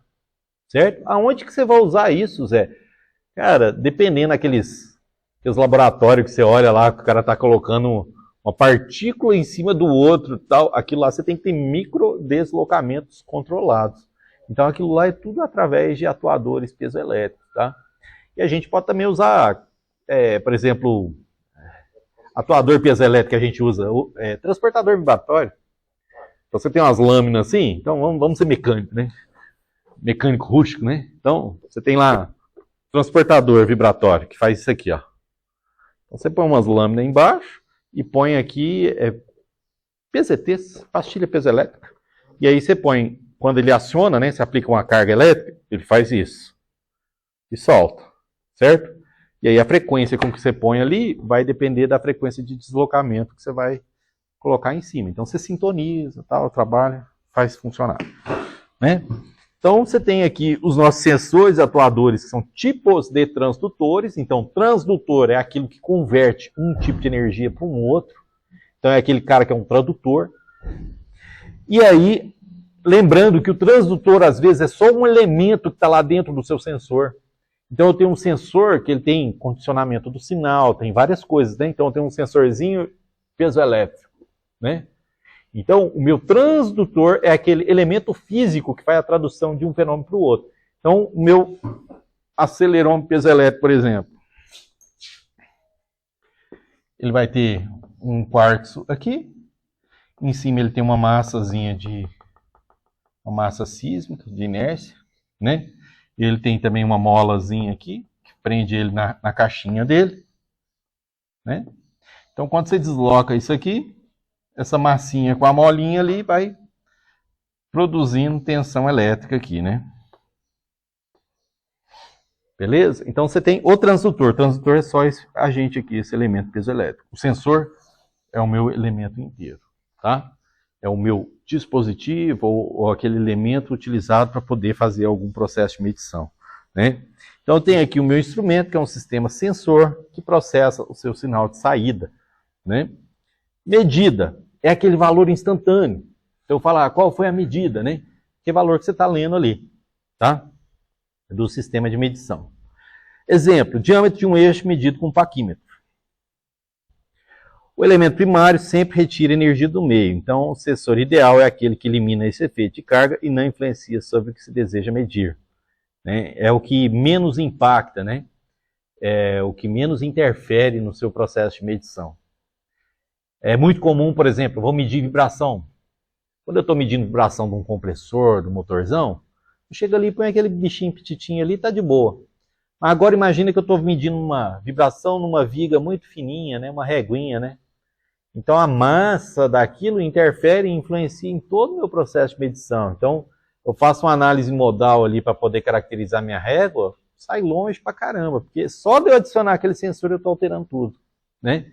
Então esse processo aí é muito comum. Você, na hora que está fazendo a instrumentação, selecionar aquilo que interfira menos para poder você ter uma percepção melhor do seu sistema.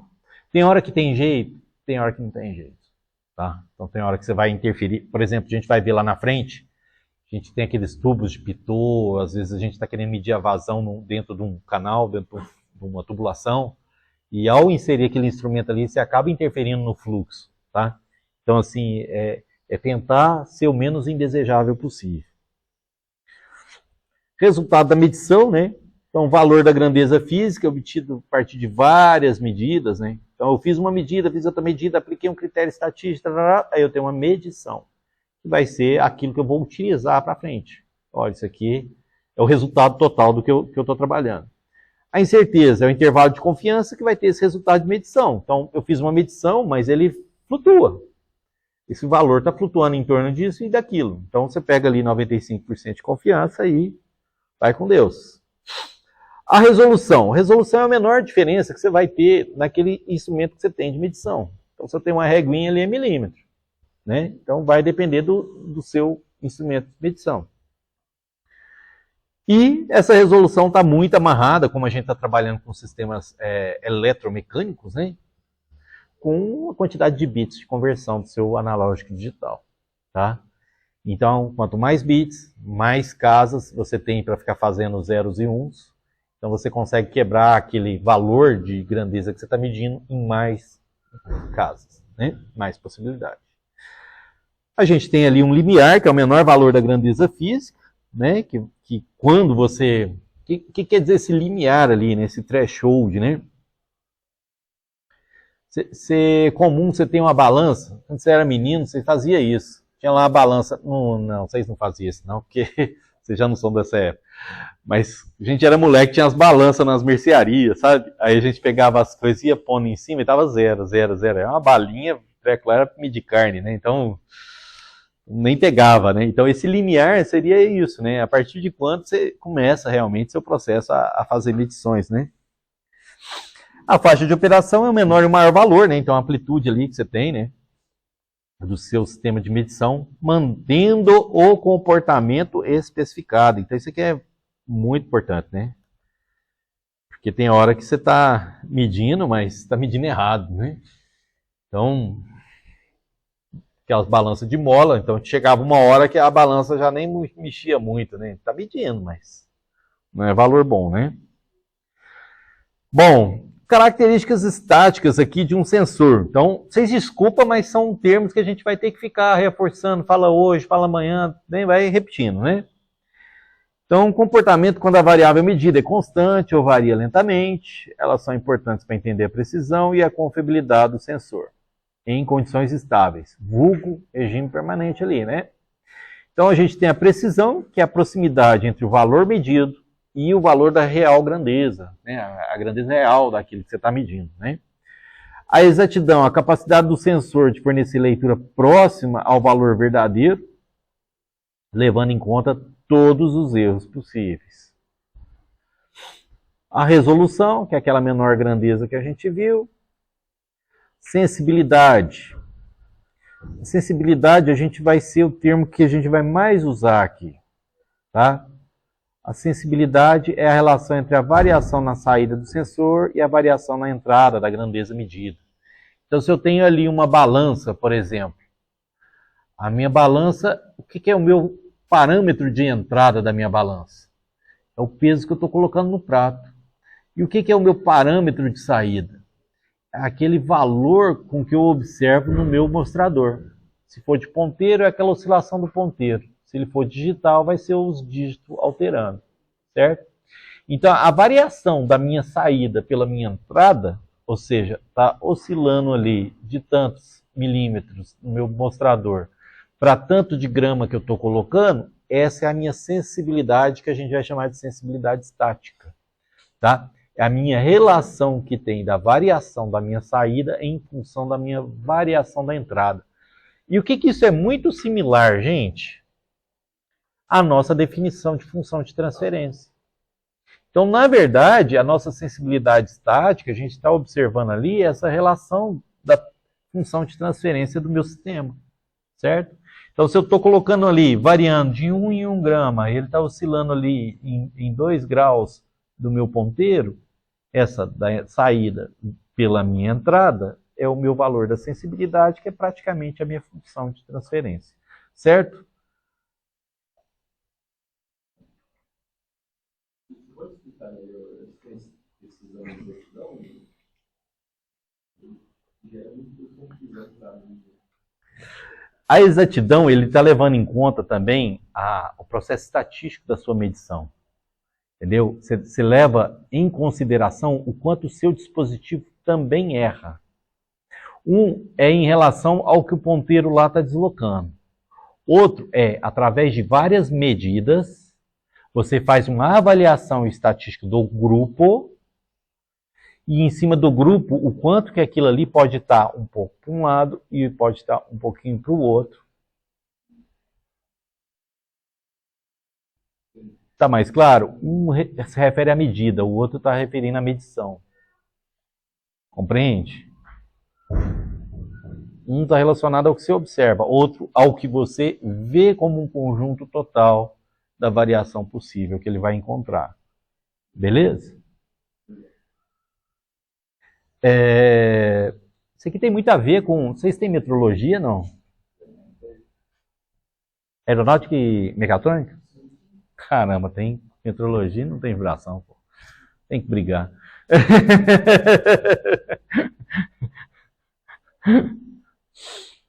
Bom, a gente tem linearidade. O que é linearidade?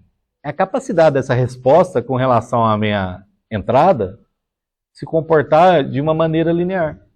Se eu falei para vocês que essa sensibilidade ela se caracteriza pela minha saída, pela minha entrada, ou seja, o quanto que ele desloca em relação ao tantinho de massa que eu vou pondo, agora se eu for adicionando massa e esse ponteirinho vai deslocando, o quão linear isso vai acontecendo, né? Repetibilidade, capacidade do sensor de fornecer as mesmas leituras sobre mesmas condições repetidas. Né? Repetibilidade é importante, gente?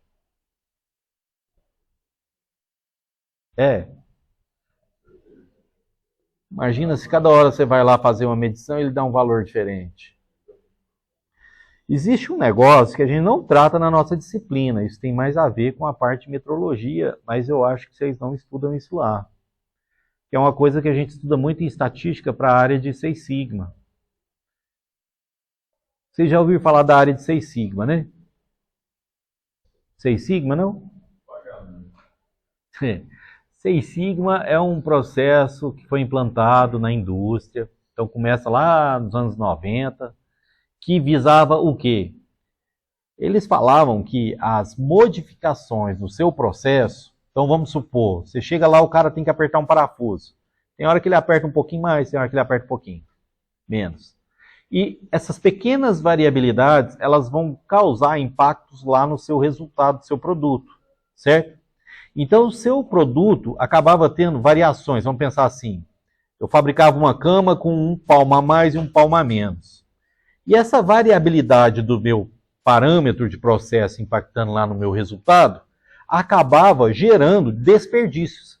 Peças que não conseguia ser encaixado na venda, entendeu? Falava assim, pô, isso aqui está fora da especificação. Então, o pessoal começou, através de tratamentos estatísticos, controlar esses parâmetros no processo, para que lá no final você tivesse uma variação mínima possível. Então estava variando um palmo para mais, um palmo para menos, e começou a variar de um dedinho para mais, um dedinho para menos. O que isso representa em termos financeiros? Você começa a ter menos desperdício, que vai para os 3 sigma a mais, 3 sigma a menos, que é os desvio padrão, certo? Então você começa a ter um valor médio, com 3 mais, 3 menos sendo aceito, e aí você tem só, sei lá, uma parte por milhão que é desperdiçada, que realmente não alcançou o que deveria de ser para poder vender. Entendeu?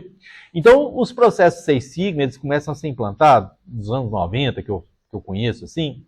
A Arcelor, por exemplo, começou a implantar isso em 96, se eu não me engano. Eu dei muito curso de Seis Sigma e implantava projetos, essas coisas também. Qual que é o lance do Seis Sigma? Todo processo de Seis Sigma, você tinha lá, vamos melhorar um processo de não sei o quê.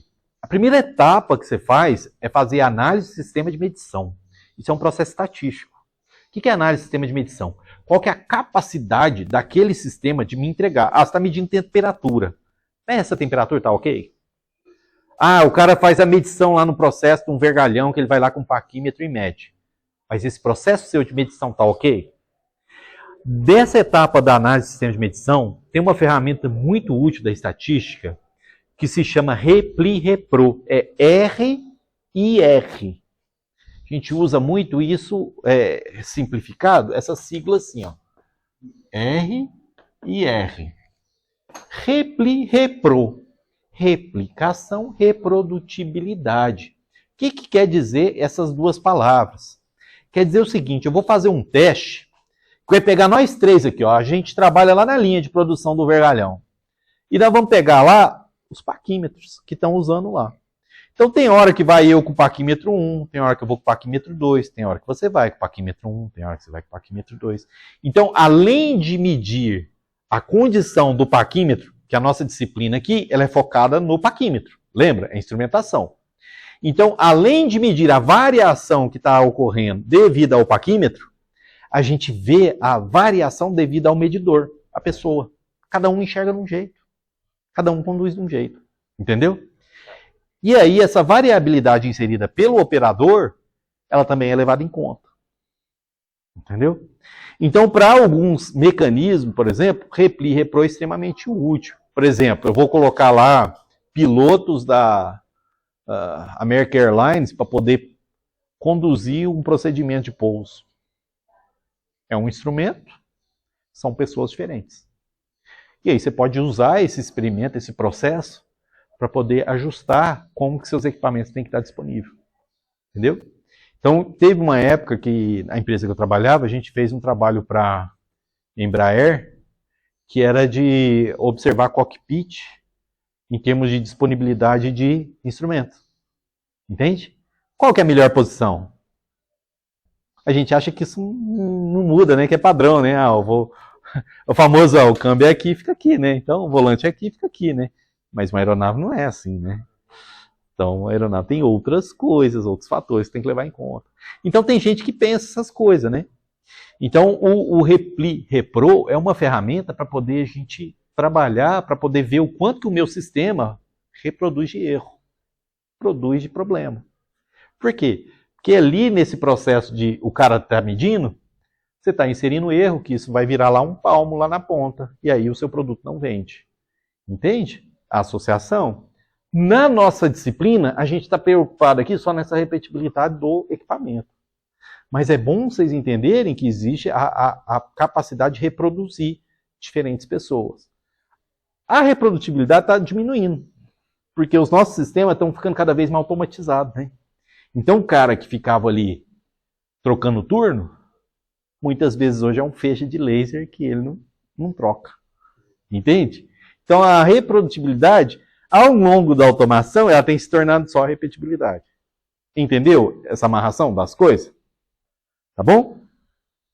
E até um motivo para você automatizar, para você virar e falar assim, ó, deixa eu te explicar um negócio, chefe. Num sistema de medição, então, por isso a gente tem que automatizar isso aqui e tirar esses caras que ficam medindo ali com o paquímetro. Erro de zero, né? Então, desvio da saída, né, do sensor em relação ao valor real, quando a entrada é zero, né? Então, é que a balança que você põe lá que não está com tara, né? Você põe lá, está dando 100 gramas, né? A balança de self-service ou offset é o nosso valorzinho aqui. Então, é o quanto que ele desvia lá do zero, né? Do erro de zero e o offset. Um é erro, o outro é a compensação dele. É a mesma coisa, mas um é o erro, o outro é a compensação do erro. Entendeu? Um é erro.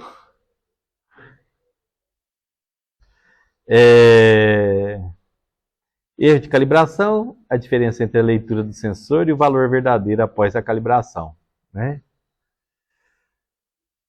Características dinâmicas, né? Então isso aqui tudo tem a ver com a disciplina de controle que vocês fazem lá. Então, comportamento do sensor em resposta a variações rápidas, transitórias da variável medida.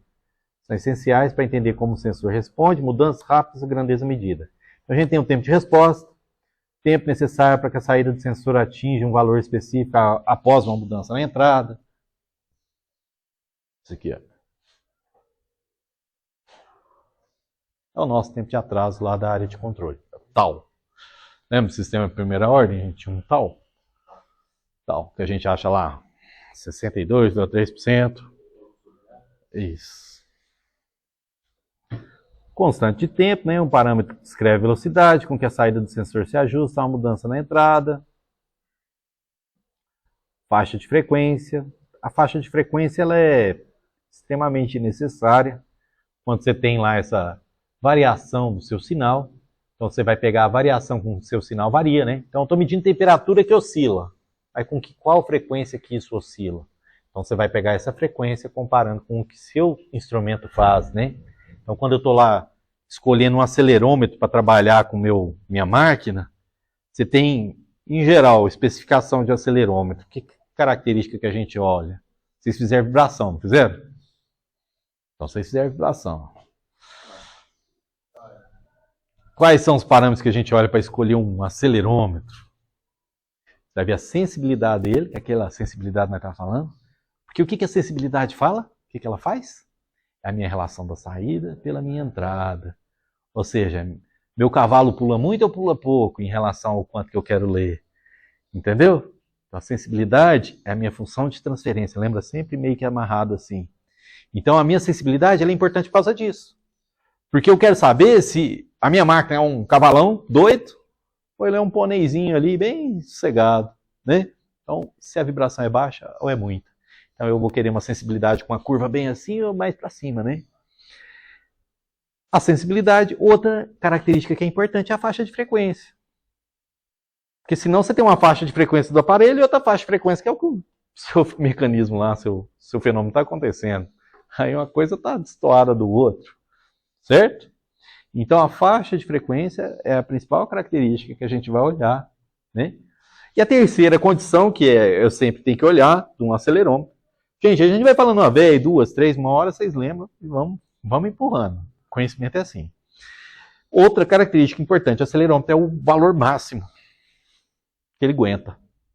O quanto máximo de G que ele aguenta.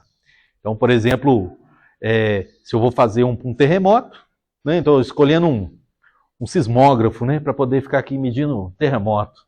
Bom, essa frequência é alta ou é baixa? Essa frequência tem que ser bem baixinha, porque terremoto é baixa frequência, né? E eu tenho que pegar G muito alto ou G muito baixo? G, ele tem muita aceleração, ele vai vindo uma vez, hein, pum, é baixo. Agora eu vou testar um teste de impacto, um crash test, ou se não, dar um tiro numa porta de um carro blindado, eu quero testar o efeito dinâmico dela. A frequência é alta ou é baixa?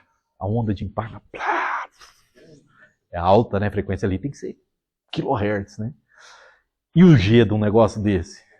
É alto, né? Tem que absorver aquilo tudo, né? Vocês entenderam? Então, de acordo com isso, eu vou escolher qual sensor que eu vou estar utilizando. Entendeu? Atraso de fase, né? Por quê? Porque se o seu sensor atrasa, é igual a piada, relógio que atrasa não adianta, né? Vocês entendem o trocadilho, né? Então, a resposta transitória, né? O comportamento da saída do sensor durante a transição, ruído, a presença de sinais indesejados podem afetar a precisão da medição, né? Então, objetivos principais de um sistema de instrumentação. Então, o sistema de medição para verificação de grandeza é uma malha aberta. Então, estou lá olhando, fazendo esse malha aberta aqui, veja como monitoramento, né? Estou monitorando um processo, vendo temperatura, vendo o que está acontecendo, colhendo dado para alguma coisa, né? E eu tenho malha fechada, que tem a ver com um sistema de controle. Então, ele tem que pegar aquilo e tomar a reação baseado na medida que o meu sistema de medição está tomando, né? Então, é um negócio que é vivo, né? Então, está amarrado. Então, eu tenho essas duas condições. Quando eu tenho um sistema que ele está mais para monitoramento, ele tem que ter boas características estáticas, né? Quando eu estou pensando num sistema de malha fechada, de controle, então, além das boas características dinâmicas aqui, ele tem que ter propriedades estáticas aceitáveis, né? Então, aquilo que a gente estava conversando.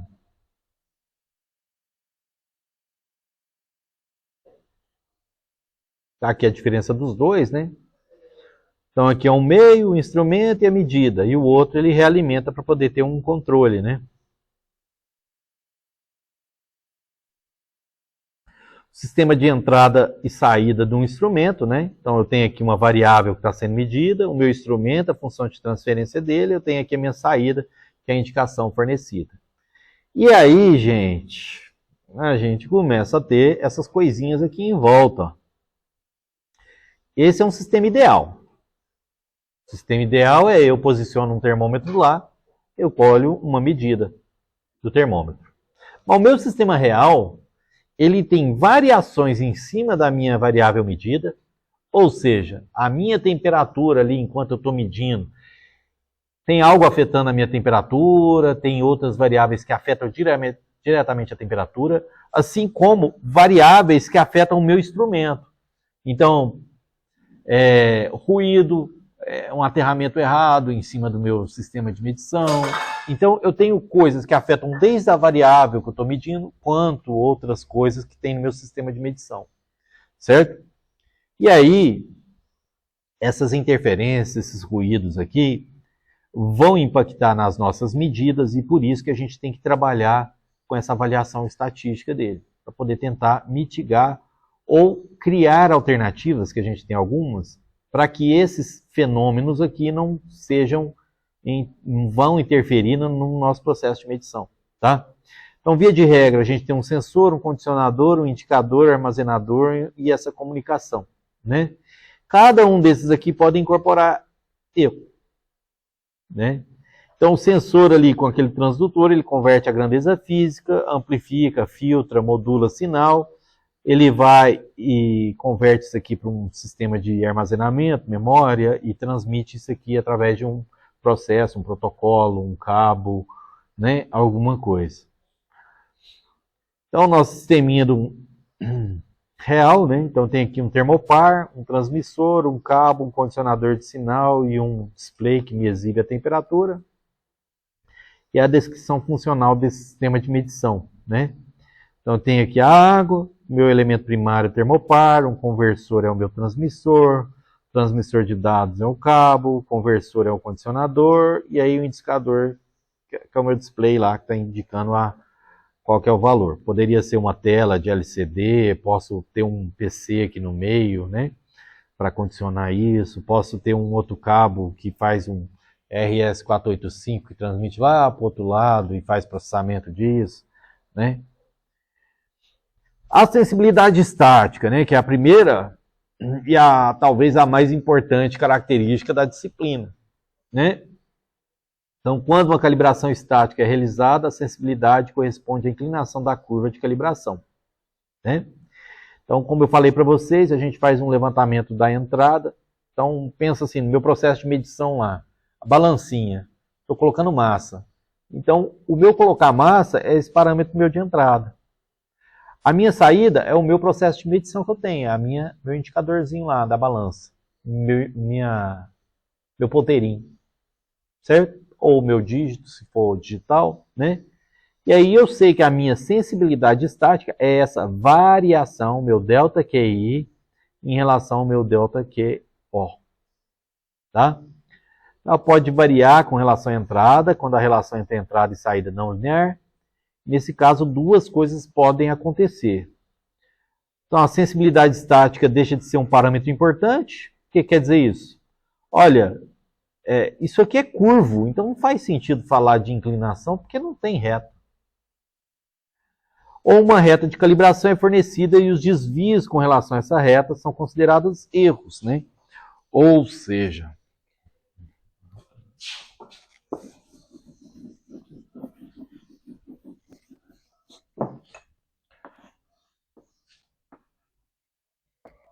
se for uma curva muito maluca, então eu tenho aqui meus QI, né?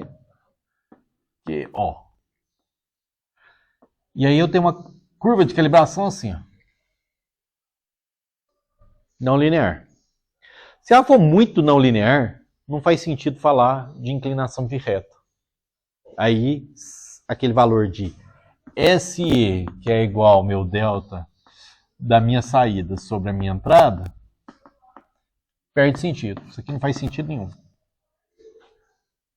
Agora, se eu conseguir obter uma reta que esses valores aqui possam ser quantificados e, como se diz, tão domesticados, sob controle, eu posso pegar isso aqui e considerar como um valorzinho de erro. Eu falo, eu tenho uma sensibilidade estática de tanto com um erro de tanto. Certo? Então são essas as duas condições que a gente vai ter. Né?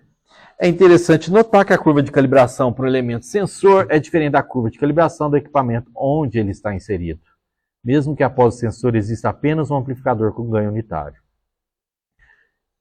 O que é esse alerta? Quando você for calibrar, você tem que calibrar o quê? O seu sistema de medição todo. Certo? Você lembra lá, Ian, que a gente foi calibrar os microfonezinhos lá? Eu punha ele dentro da caixinha, punha tudo e tal. E aí eles estão tudo numeradinho. Desde o módulo que coleta até o copo que vai fazer a ressonância do negócio. Então você calibra o kit como um todo, olha. Ele como um todo, ele responde desse jeito. Entendeu? Se você sair trocando o copo ali, dá bagunça. Certo?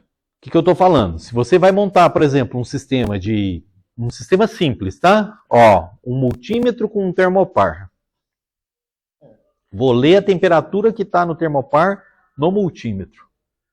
E você tem lá, você vai fazer medição ao longo de uma linha de produção.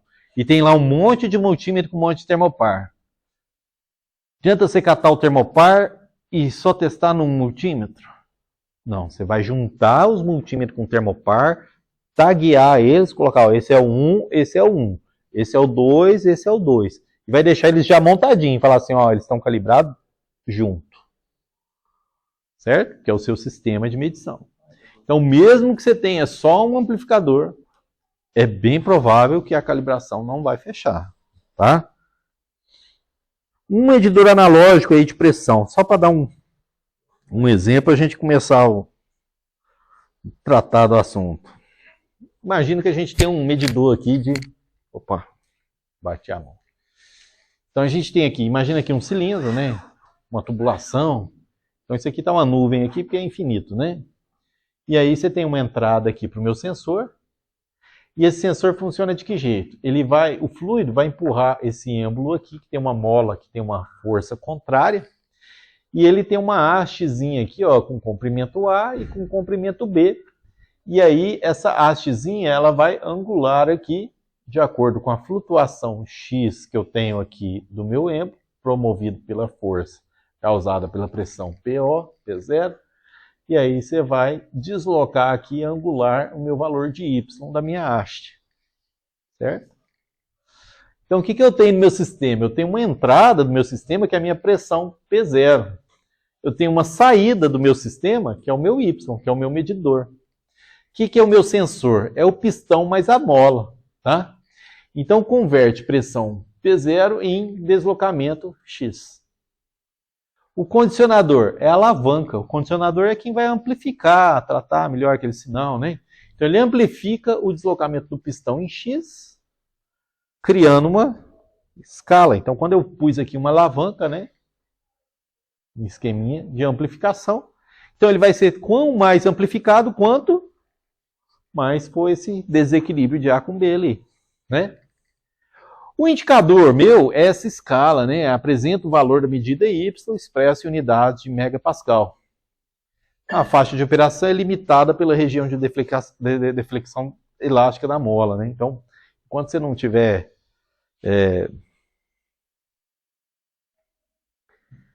ou saindo para o regime plástico dela, que ela passa a ter outro comportamento, ou ela comprimiu ao máximo, chegou no fim de curso, então você tem um comportamento ali que é linear, né? A lei de Hooke, né? O meu modelo físico, então seguindo aquela ideia lá, esse aqui é o meu sistema, como ele é. Esse aqui é o meu modelo físico dele, né? Então eu tenho o meu pistãozinho lá com a massa M, né? Mas a alavanca de inércia nula, né? Então a alavanca eu não estou considerando massa dele, tá? É só um ponteirinho, a massa dela em relação àquele pistão ali é infinitamente menor. Então, seguindo ali a minha lei de Newton ali, né? Então a gente consegue encontrar que a minha massa do pistão, vezes o meu D2x sobre dt2, né? Mola sem massa, então tem a minha massa, a molazinha lá em cima, que é a minha força de mola, é igual ao meu Kx, né? A alavanca sem inércia obedece à relação cinemática ali, então Y é igual a B sobre A, que é a minha balancinha, do valor de X, né? Tenho interferências, né? Atrito viscoso entre o pistão e o cilindro. Então, na hora que ele desloca aqui, ele acaba tendo um atrito aqui em volta, né?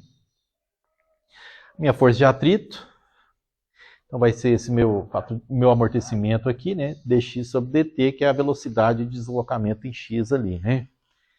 Então eu tenho o meu modelinho lá, clássico de vibração, né?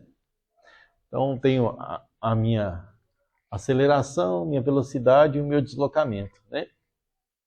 Então o meu modelo dinâmico do medidor, então eu tenho lá meu equilíbrio dinâmico de Fi, da inércia, mais a força do atrito ali, do amortecimento, mais a força de mola, vai dar 0. Onde A é a área do êmbolo, embaixo ali. Então, para eu tendo ali um P aqui constante, né? A gente consegue encontrar aqui um valorzinho de Y, que vai ser a minha sensibilidade estática, né?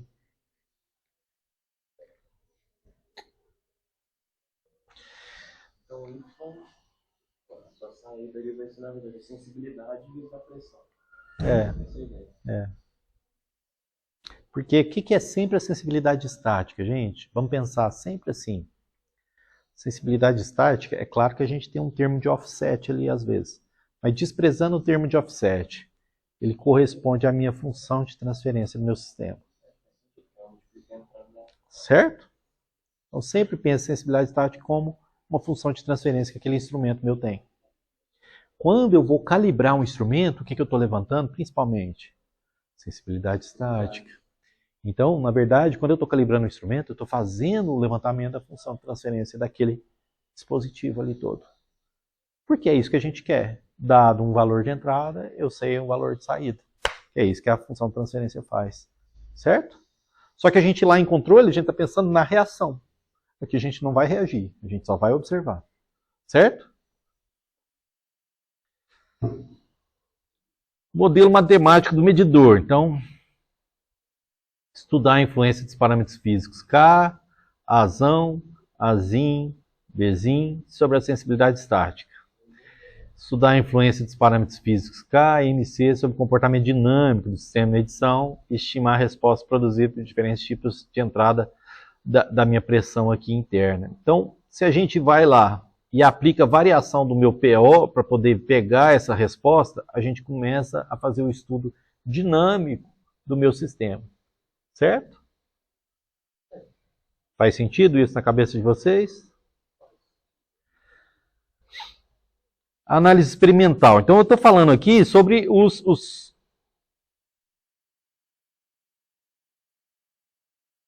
isso aqui, né? Começa lá com o modelo físico, né? Então eu tenho o sistema real, montei um modelinho físico, parti para o modelo dinâmico para poder compreender a minha sensibilidade estática. Então estou falando de uma característica estática do meu sensor, né? Aí aqui eu tenho uma característica dinâmica, como que eu vou tratar ele, né? E aí você tem o uso do protótipo, como que você vai fazer, né? Análise experimental para o meu sistema, porque eu fiz o levantamento do meu modelo físico, agora eu entendo como é que ele funciona. Só que eu tenho que testar se ele funciona, certo? Então, comparar a saída do meu sistema de medição Y com a de um sistema de medição padrão. Como fazer isso? Estimar valores dos parâmetros físicos e da sensibilidade estática. Então, eu vou pegar aqui, vou aplicar uma pressão, né? Eu posso aplicar uma pressão para poder, uma pressão específica, né? Monto o protótipo, venho aqui, aplico uma pressão específica, vejo como que o meu Y se comporta, dada a pressão que eu estou aplicando, né?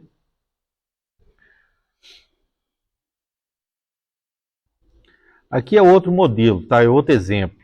É um medidor de temperatura, né? Medidor analógico de temperatura. O que é a nossa entrada aqui, né? A nossa entrada é a temperatura que a gente tem no fluido ali, né? Então tem um banho ali que está a uma temperatura.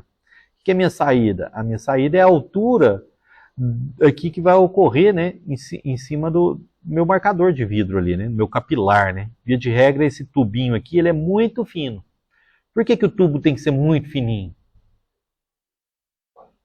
Por que que o meu termômetro... É porque esses termômetros, vocês nem conviveram com esses aqui, né? Quem aqui já usou esses termômetros de braço? Vocês lembram de pegar e ver que é o capilar bem fininho? Você tem que ficar até meio que na luz assim para ver. Jesus. Porque os vidros é fininho, né? Alguém deve ter ficado com raiva, porque é mercúrio com vidro fino, é uma delícia. Para limpar. Qual que é o jeito mais correto de limpar? Tem nem noção, velho. É mercúrio, né? O treco não gruda, né? Você fica esfregando ele fica assim, né? Parece solda que você fica tentando soldar e vocês têm mania de soldar, não? Vocês usam ferro de solda? Não, às vezes quando você está aprendendo a soldar, você ferra com a ponteira do ferro, né? Aí ele não consegue aderir o estanho. Você fica lá derretendo o estanho, vai derretendo, e ele não adere na ponteira do ferro, né? É porque você tirou a camadazinha que o ferro tem, né?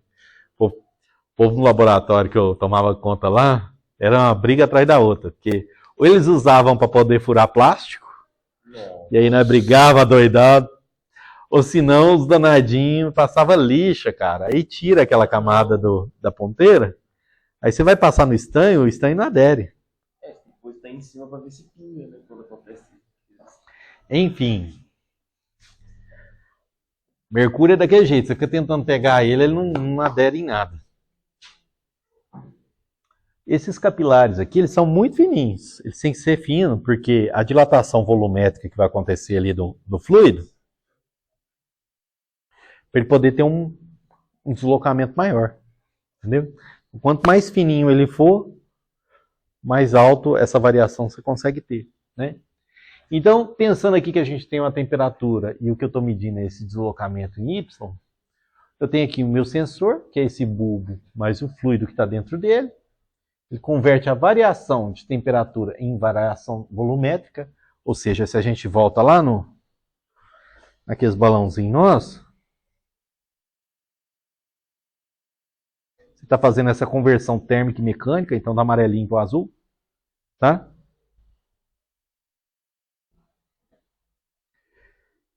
O condicionador é o tubo capilar, porque ao ser muito fininho você está esticando isso, né? Então amplifica a variação volumétrica.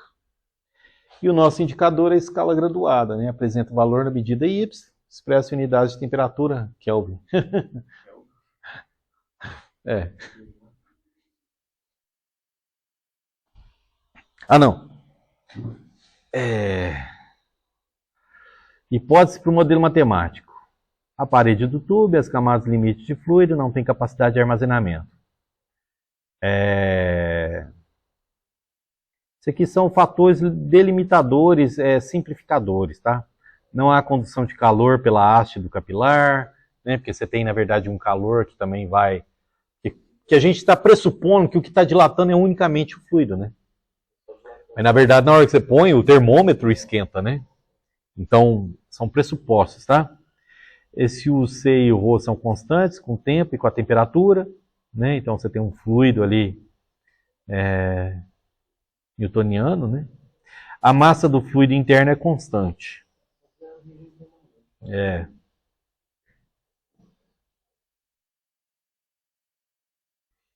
Então o modelinho físico dele, né? Então você tem aqui um tal D sobre dt mais 1 de y é igual a kt. Isso aqui é da nossa Fourier, né? De Fourier. Vocês veem isso? Vocês têm transferência de... Na minha época chamava fenômenos de transporte 1, fenômenos de transporte 2, fenômenos de transporte 3. Não tinha... Hoje chama MacFlu, hoje chama... Mas vocês... Todo mecatrônica também.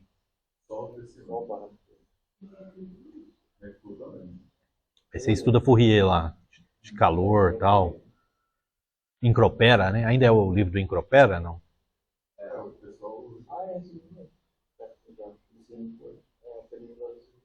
Esse livro é bom. Então é a mesma coisa, a gente vai construir um modelo, né? Então, enquanto aqui a gente estava usando Nosso modelo dinâmico de vibração, que vocês veem lá. Aqui a gente vai usar de TC1, né? Então, o que é o resumo da obra que eu quero conversar com vocês? É que, de toda forma, a gente vai construir um modelo físico baseado em um processo físico para poder obter a nossa saída e as nossas entradas, o que é o nosso parâmetro de medição com relação à minha indicação. E com isso eu vou isolar esse termo para poder encontrar o que a gente chama de sensibilidade estática. Que a nossa sensibilidade estática vai ser essa relação daquilo que está saindo para o que está entrando. Entendeu? Então, independente do nosso fenômeno físico, o processo de instrumentação é esse. A gente vai ter um transdutor, que ele vai pegar um tipo de energia, converter aquilo para outro tipo de energia. A gente vai pegar um processo físico, vai poder medir aquilo usando uma modelagem física. E aí a gente vai levantar essa... Como que é que essas duas coisas se relacionam? A gente vai experimentalmente montar aquilo.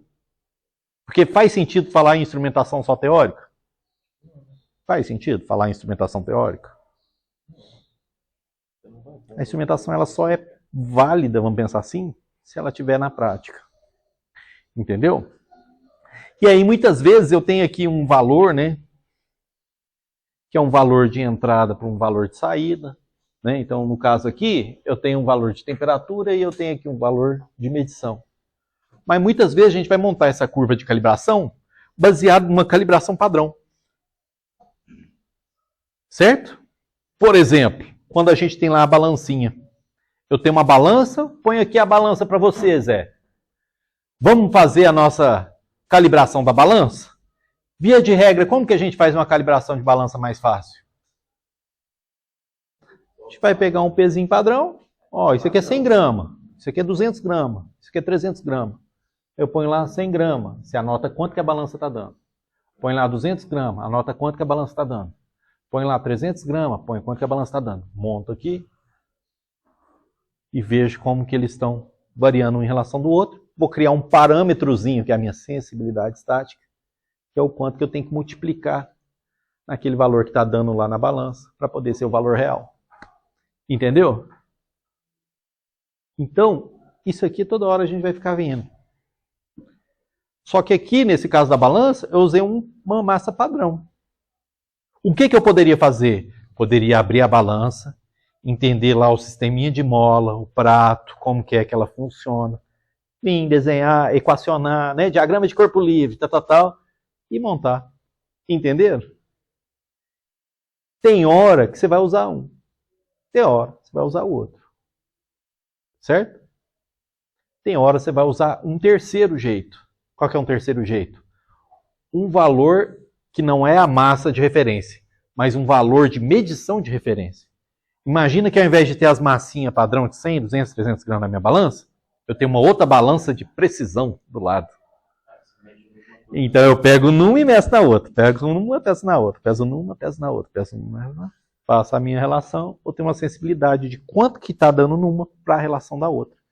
E aí eu faço essa transferência de valores, usando a sensibilidade estática. Tá ficando claro na cabeça para que serve essas coisas aqui?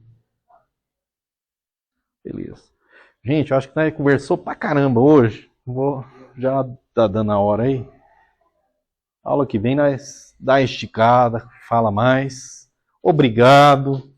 Tenham um bom recesso, aproveitem bastante as famílias lá, né? Todo mundo curte, sai, diverte, descansa, esquece um pouco disso aqui, e depois, em fevereiro, a gente volta, mais tranquilo, mais relaxado.